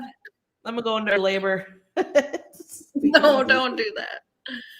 Oh, okay. We're good. Anyways. And like to kind of go back over some of their history, they were trying to date Roberta. They always find these women in Brazil. Oh my gosh, Brazil needs to like limit their internet access to the Merrifields or something, because they're losing tons of citizens over there. But well, according to Roberta, there is no internet access. I mean, that's part of the reason y'all ended. Anyway, so they had Roberta, who like I do you get triggered every time Danielle says this too? Because I think she got it from imitating Roberta, but now she does it everywhere. It's sister instead of like sister wife or like the person's name. She'd be like sister. I know. It's like in an accent, yes. And I don't know. It's really, really weird.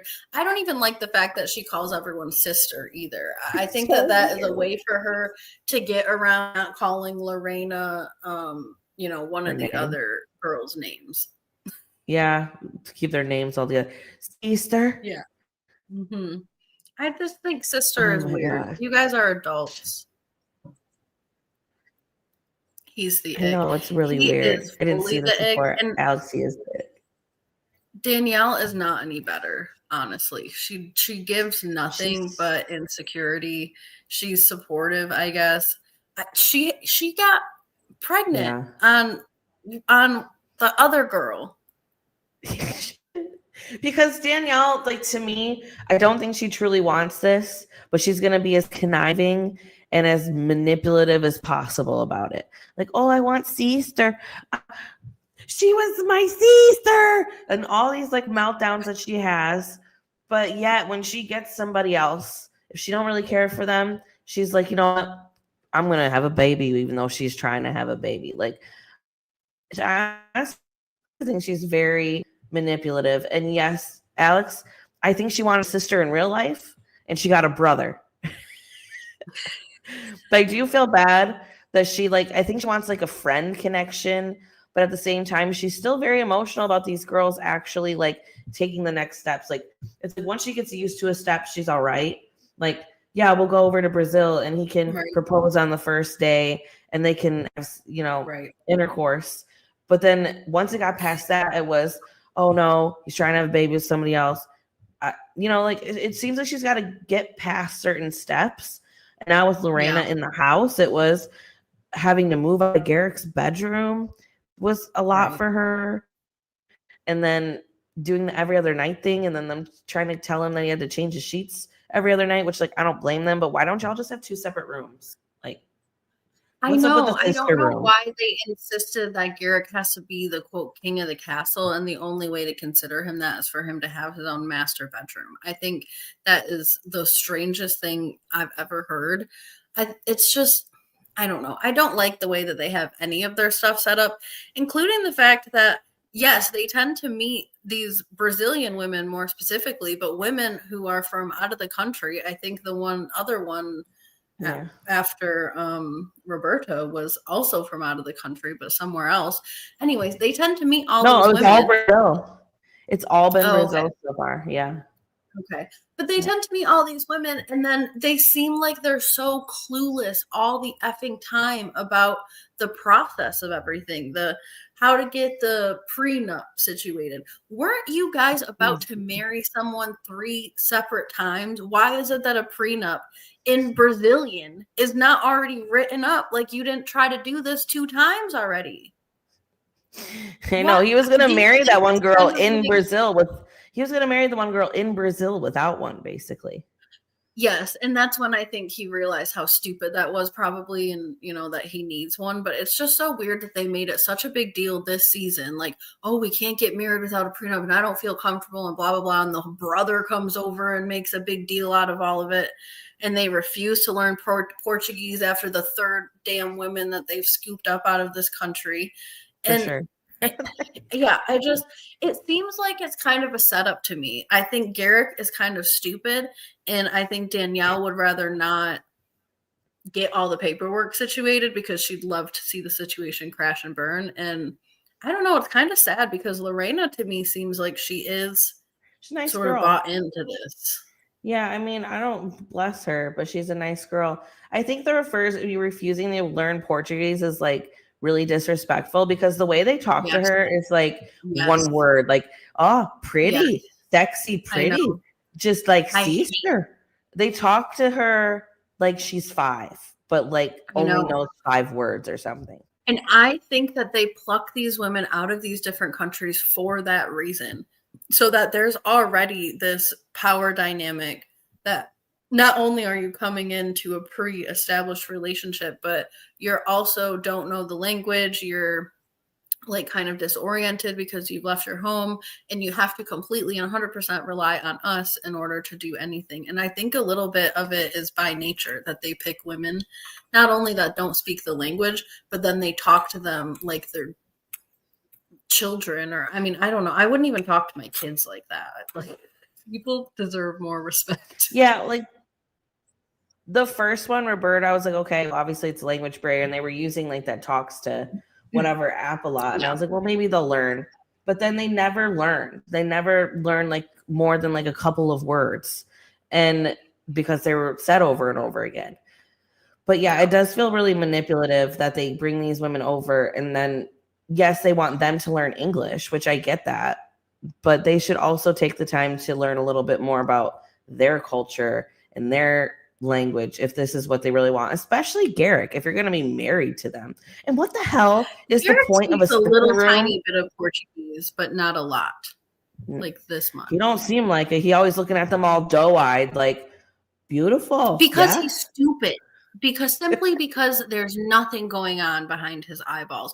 I don't even believe that this man is a contractor and builds houses. How does he measure anything? Anytime and they built that house so fast.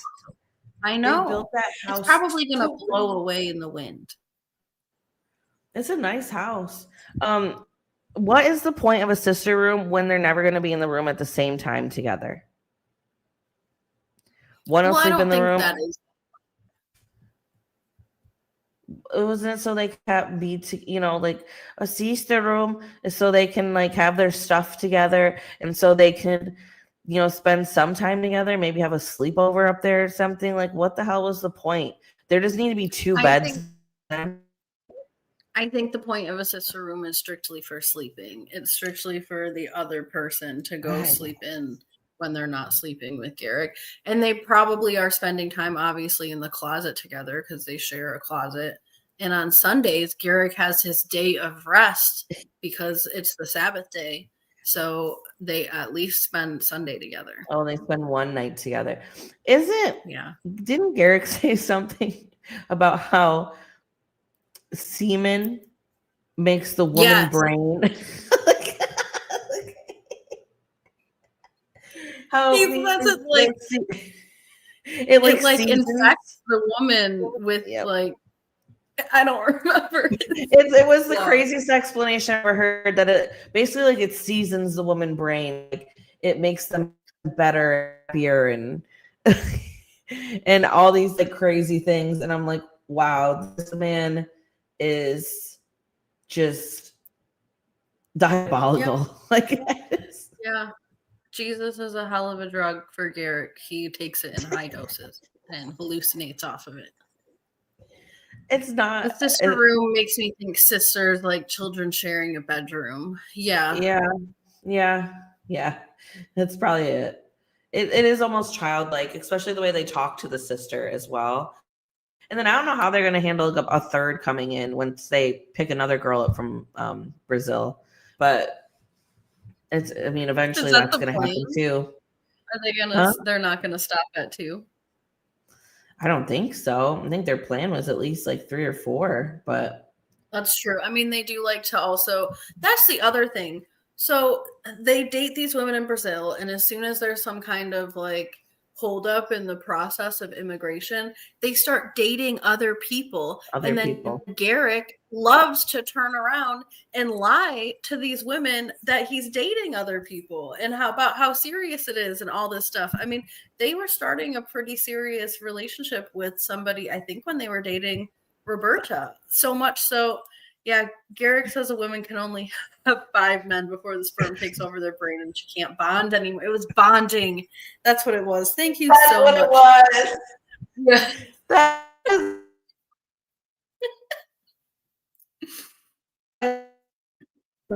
Oh no. Anna's having a whole distortion over there. Yeah, it was a good time to have it. Yes, thank you, Alexandra. Good time. Oh my God. I believe that hasn't haunted me in my dreams and everything. When he said that, I don't think I ever laughed so hard in my life. I know. You sent it to me, and I think that was one of the reels that really made me think okay, I gotta watch this because it's just insane. And on top of all of you chick chatters for convincing me to watch it, and Anne and all of that, it really has been worth it.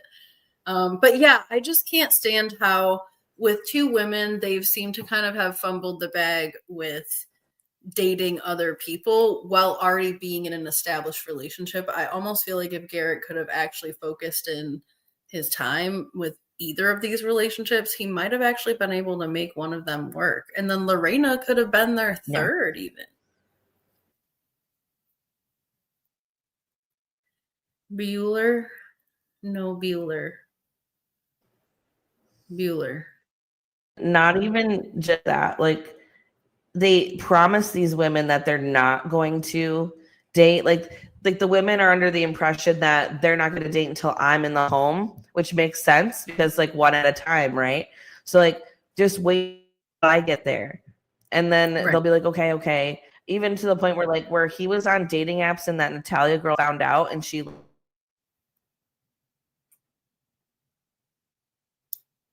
left. I think she's trying to say she left. Ended to also confront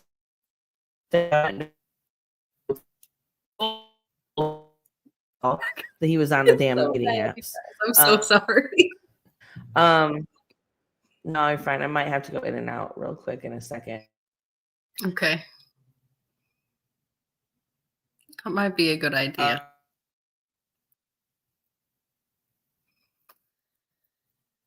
I'm gonna give her a little time.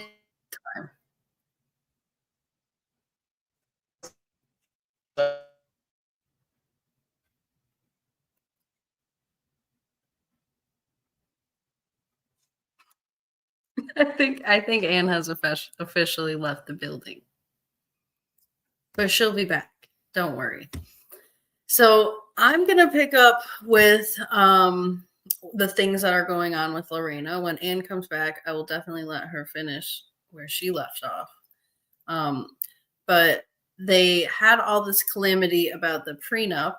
And after the prenup got all in order, the very last episode, we finally got to see them actually marry a woman, which to my knowledge, correct me, you guys, if you've been watching longer, I don't think they've actually gotten this far, even to have someone in their house to live with them, let alone actually marry them.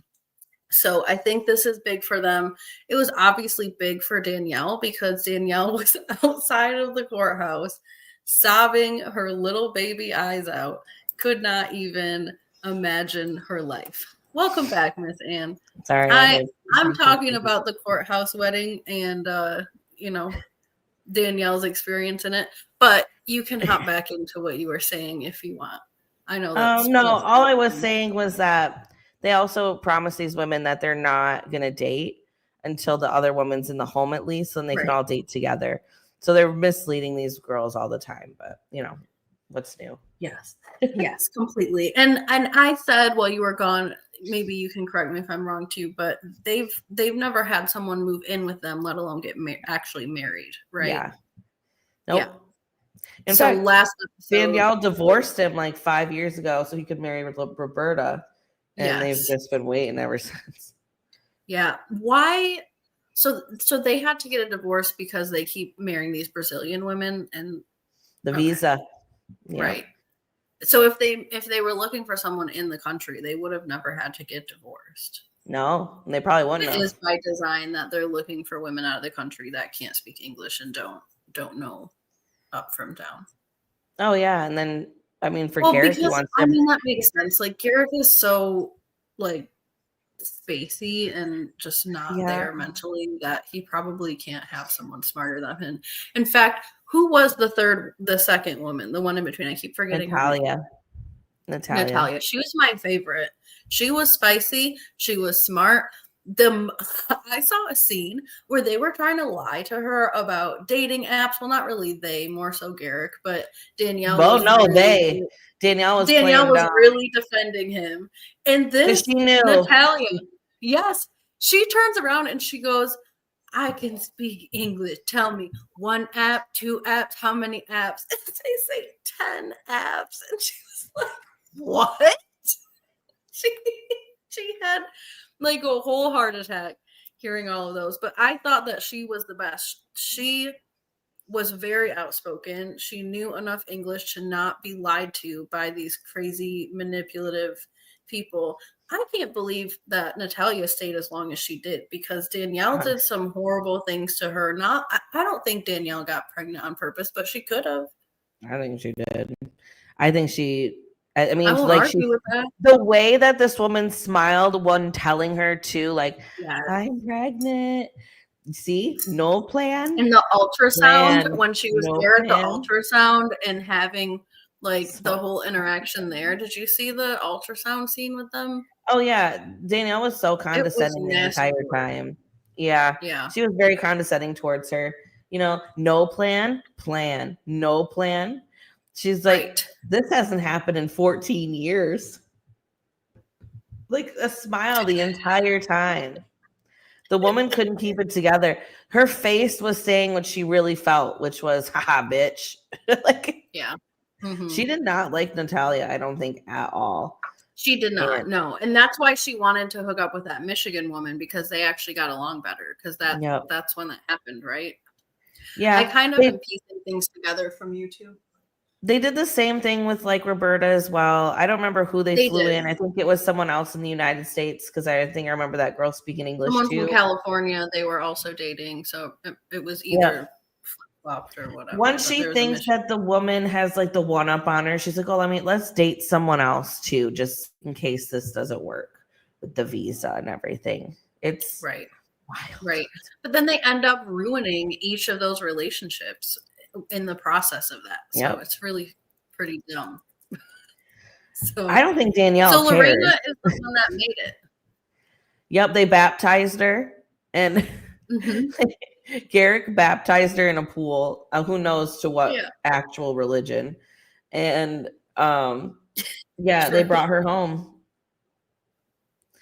I'm guessing she didn't have family to try to talk her out of it either, but they brought her home. He proposed. Like, he's got this thing of proposing to women and then sleeping with them right after. Like, that's his rite of passage. Like, once I propose to you, I get to sleep with you. I find that so bizarre.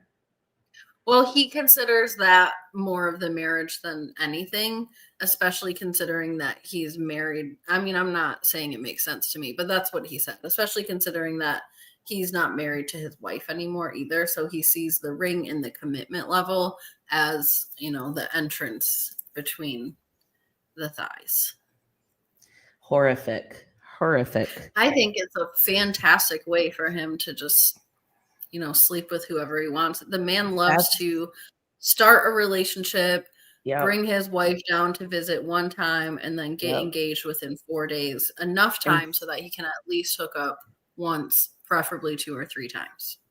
And sleep with her pretty much in front of his wife while she has to suffer through it. Right. I mean, and even try to impregnate half of these girls. I mean, he tried to impregnate Roberta. And he tried to also impregnate Natalia. And finally, someone, I believe it was her brother or her sister-in-law, talked some sense into Danielle and was like, what does this man think he's doing trying to have kids in Brazil? Yeah. Yeah. I know. I watched all those too. That was just wild. And they were all on board. Like, we need to have this baby now. And it's like, for what? So you guys could be even more of a mess. We're going to Brazil so Garrett can have a baby with Roberta because she wants a baby. We have to get it done. And we also have to get the K-1 visa done. It's like, oh my gosh, do you think trapping a woman with this baby means that she's going to come over? Because I almost think what it means, which I think these girls were on birth control, especially Roberta. I don't think she was letting that man impregnate her. I really do think Roberta was scamming them, which good on her. She was. She totally got like 10 grand out of these people and then they lost their minds. Yeah. She got 10 grand in one sitting right before she left them. I mean, she'd been dating them for a while before that. A couple years, at least 2 to 3 years. Yeah, and they seemed to be sending money the whole time. They were probably also covering all the expenses for travel and the visa and all of that as well. So probably her immigration lawyer over there. They were probably out a pretty penny. And they built a whole house for this woman. I mean, that was their original plan, was to be with her. They got divorced for that woman. They built a house for that woman. And then they just wanted to F it up over some lady in California or Michigan or, whatever one. She wasn't going to stick with them regardless. But I completely agree. Yes, you're right. Yeah, she knew what she was doing. She was smart. And I mean, she might not have spoke their language, but she was smart. And Danielle, the way Danielle melted down over that, like, it replays in my mind almost every time I see that lady. She was gonna be my sister. I really think that was like scripted. Watch it. Yeah, I can't watch it without laughing because I swear half of it's like scripted. Like, she's screaming. Yes, sister. She lied. I'm like, oh my god. It's just, I can't, as an adult, I cannot imagine ever being that distraught over another human. Ever. Especially one that's not one that's alive. And screwing my husband and whatever. I mean, I don't know. Right. Right. She did have a weird thing for Roberta. I remember there was a scene where they were at the pool and Roberta takes off her shirt because she's hot or whatever. And she's wearing a bikini in front of like Danielle's family and Garrick and all that. So Danielle just takes off her shirt immediately to like compete with her. And I'm like, oh my God, Danielle, put your shirt back on. This is crazy. And I want to know what happened to Danielle's parents because we haven't seen them in a long time. And they live there. Right. Yeah. They have their own little like separate apartment. They have a little, they have like a little house, a small but mini like house. Connected. Right? Yeah, but it's connected to their house. Yeah. Yeah. But they have doors so they don't have to interact if they don't want to. They probably keep them locked. Yeah. I bet. Like the one time, I don't remember, I think it was Lorena, when Lorena showed up, her dad jump scared her. I'm like, listen, she just got here. Why are you jump scaring this lady? I would have went right back in that car and been like, no. Because the whole way there, Lorena's like, where's the houses? Where's the casas? Yeah, where are all the freaking people? Like, where are you guys? She probably thought she was being taken to a field. Well, you know, I think it was the girl from California, because she was also Black, was like, this don't seem very diverse out here. Like, where are you guys taking me?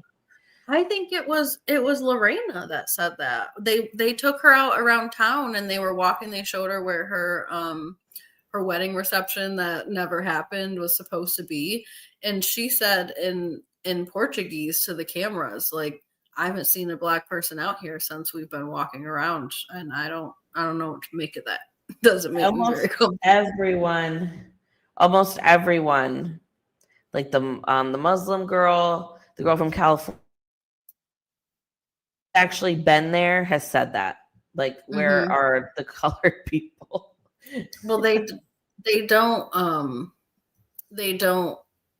obviously live somewhere that's very diverse. I mean, even when they walked around the town and everything, it seemed very old-timey, like very a traditional type of town. And obviously there's a lot of farmland and open space and stuff around. So, I mean, it's certainly not a hub where a lot of people live. That's why it's so hard to believe that Garrick had a gang there. Like, come on. I can't. Do you think maybe he lived somewhere else during his ganging days? Absolutely not. Okay. I'm just trying to figure it out. Whole life. Right. He has always been there. And see, it was funny is that when they first said they were in San Bernardino or whatever it was called, is that what it's called? San Bernardino. Oh my God. Isn't that where they are in Colorado? I know they're in Colorado. I think the city's called I don't know. It has the same name as like a Californian city. So I'm like, first I thought they lived in California. And I was like, okay, that might be nice for some of these girls. Like, at least there's diversity.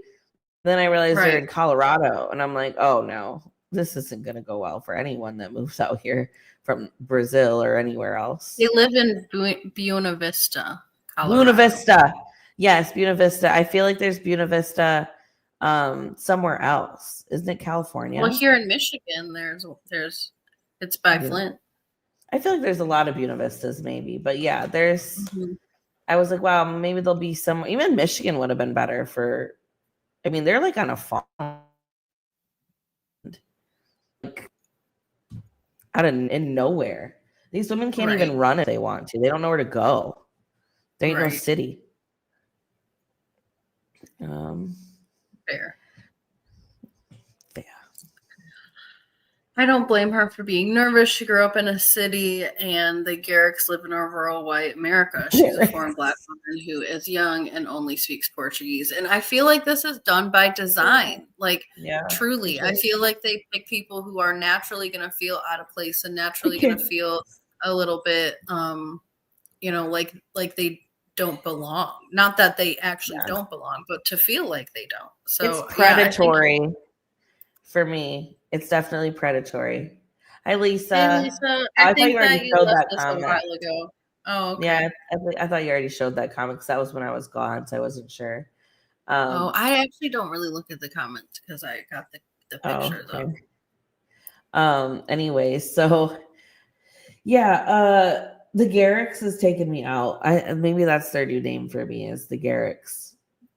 The Garricks. That's what she called them. Is that why you were cracking up? Yes. Oh my God, bring it back. She said, let me bring it. Stop hitting it.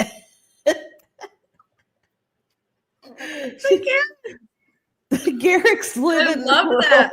Alexandra, you are top notch. Predatory. Also agreed. Agree. The Garricks from now on. Thank you. The Garricks are very predatory, in my opinion. Yes. They are. So, I mean, catching up to where we are currently with the Garricks and Lorena Garrick. I'm never going to let this go. I love it. Lorena is actually about to become Lorena Garrick. And this is what I was talking about while you were gone. So I mean, I won't get too much into it, but when I stopped and you came back, I was talking about Danielle sobbing naturally outside of the courthouse, waiting for the two of them to come back. Naturally. And I mean, could we expect anything else? I know that she wants to pretend to be excited, but she's having a hard time. There's no way she's not gonna fake that. Oh yeah. And I think that's what we're going to see next episode as well. When they come out with their marriage license and everything. Now it's all said and done, girl. Now you're done. She's married to the man legally. She's even on the couch now in the interviews. I know. Well, as she should be. And she's in the middle of them in this photo too. And it's like Danielle was all saying, I'm worried because I don't know why I feel this way, but it seems like she has more of a connection or a claim, or she didn't say any of those words, but something along those lines to Garrick than I do now. And it's like, what do you mean you don't know why you feel this way? We all know why you feel this way because you're divorced from him and she's now married to him. That's why you feel this way. It's jealousy, this is not a natural feeling. Like, I don't think it's God's will, but I'm not going to decide that for them. They've clearly heard their testament. Yeah, I just think some stuff that Garrett put in her mind so he could have an open marriage and marry more people. Is Lorena and Garrett going to have a baby now? Is that the plan? Are they going to just live a life? So I actually saw, now I don't know if this is going to be a spoiler, probably, but I did see that there are photos going around of a pregnant Lorena, like in our time right now. I'm guessing somebody in their neighborhood because they're like on that bridge thing, him and Lorena, and she's obviously pregnant. So I do think she's still there, and I think she is indeed pregnant, at least right now. I'm going to try to look it up. I'm looking right now. Okay. But yeah, I did see a video about it. I don't remember which YouTuber it was. If I can find it, I might try to add it in the description later. But it was a short, like, little video with pictures of them out and about in Buena Vista, Colorado. And yeah, Lorena looks very pregnant. And I think, as we've been saying, like, it's not a very diverse area, so they might be easy to spot the one. This is supposed to be her? Let's see. Oh, you saw the photos too, didn't you, Alex? Yep. I saw them. Okay, guys, here we go. Just give me like 30 more seconds and I will pull it up. I think they're like on that bridge. It is okay. So this is the photo. I was trying to figure out if it was actually it. I think so. Okay. All right, here I come. Here I come. Poor girl. This? Yes. She's visibly out. Are we sure this is her? Yeah, I mean, how many Black people did we see there? You're right. And also the man next to her is Garrick. Yeah, Garrick's next to her. I think there was another picture too where you could clearly, like, where you could see them a little better. Was there, Alex? Okay. I can't remember, but I definitely remember this. She's as out to there as I am. So I don't know when this was taken. She could have already had a baby. She could be damn close to the end, but like, she's as far out as I am right now, and I'm due in January. So, wow. Wow.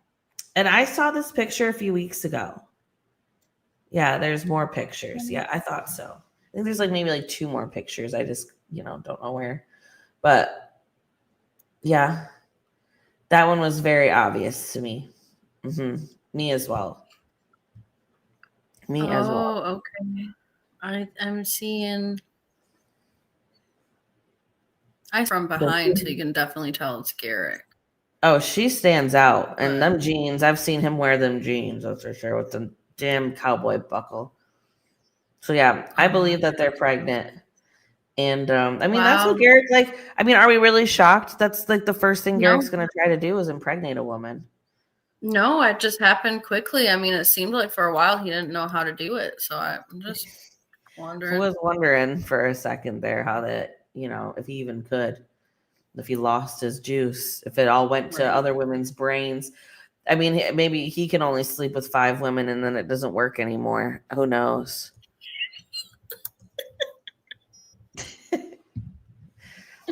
Yep, agree. She's pregnant.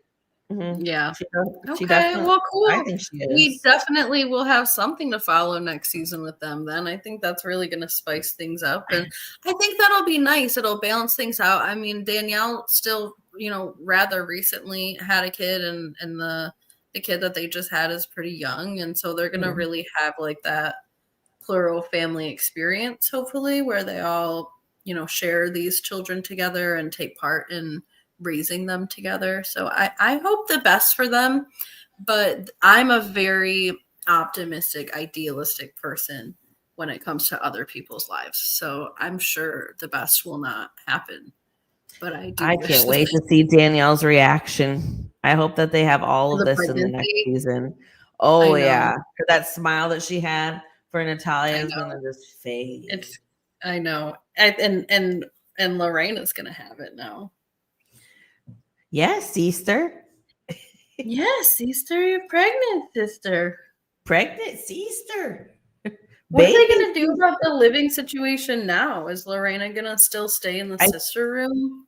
I think so, but I think they already have it like planned out where there are a couple extra rooms for like babies. Because, I mean, oh, you're right. Yeah, because Roberta was. I mean, they was trying hard for that. Yeah. Yep. Yeah. Well, is there anything else we need to discuss about this couple or any of the couples that we should circle back to before we get the heck out of here after 2 hours and 11 minutes? I know our next one won't be as long. We're gonna try to stick to episodes after this, but we kind of had to talk about our journey so far with Seeking Sister Wives, but it was fun. And I like to do a live when we have to do like a catch up because I think it's nice to chat with you all so that we don't have to just do it ourselves. So. And we like chatting with you guys, the interaction, the comments, we don't always get that as much when we do our pre-records. So sometimes in the live chat, like one of us will be there to talk with you guys, but it's not the same. We can actually banter with you guys in the video. You're in the video. And laugh and I mean, thank you, Alex. You gave us the Garricks, which I promise you every time we talk about this family, that is what they'll be called. So we will always lovingly thank you for that one. And thank you all too for everyone who stuck by while we had some connection issues and knew that we were gonna make it through the stream here. I think we're having some connection issues right now. Sorry about that. This is my first YouTube live ever. I'm glad it was so engaging. We are here to engage. I'm so glad that this was your first YouTube live. I don't know if it was your first one with us or your first one in general, but either way, we're happy that you're here. Please put your notifications on for us. If you're not subscribed, please subscribe. We will definitely be back live.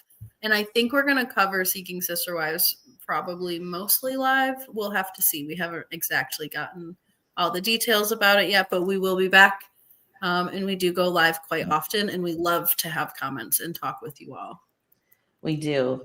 And also, like, Lisa's been pretty talkative in our last couple of sister wives, regular sister wives. Shout out to Lisa.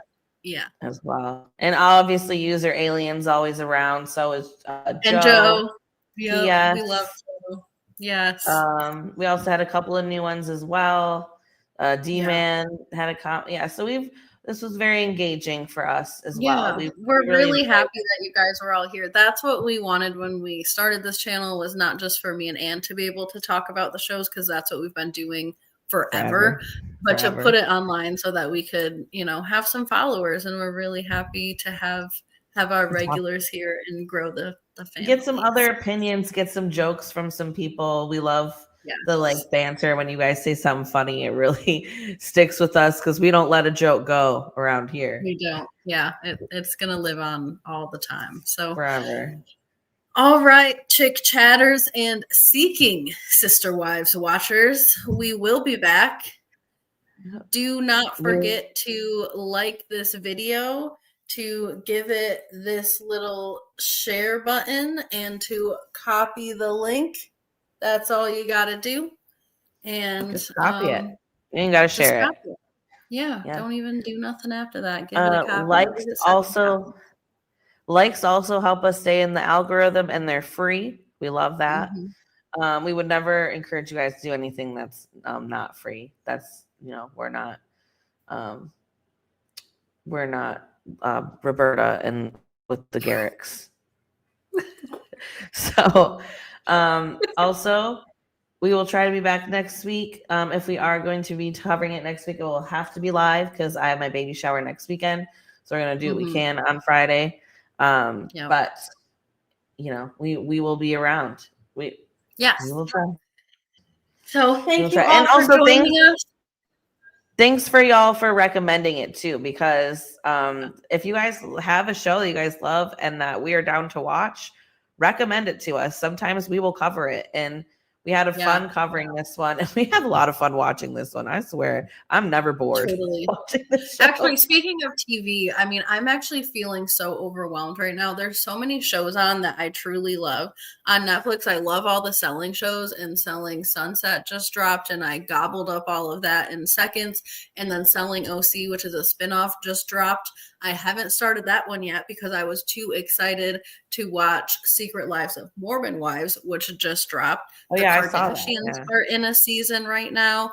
Kim's new show, All Is Fair, just dropped. It hasn't gotten great reviews, but it's obviously something that people who care about the Kardashians, I think, will be interested to watch either way. There's just so much out. So we're definitely watching more behind the scenes than what we're covering. So if there's a show, even one that I didn't just mention now, that you guys like, we will consider it. I can't say that we'll cover it all the time, but we will definitely think about it. So thank you all for the recommendation, and we'll be back with Seeking Sister Wives.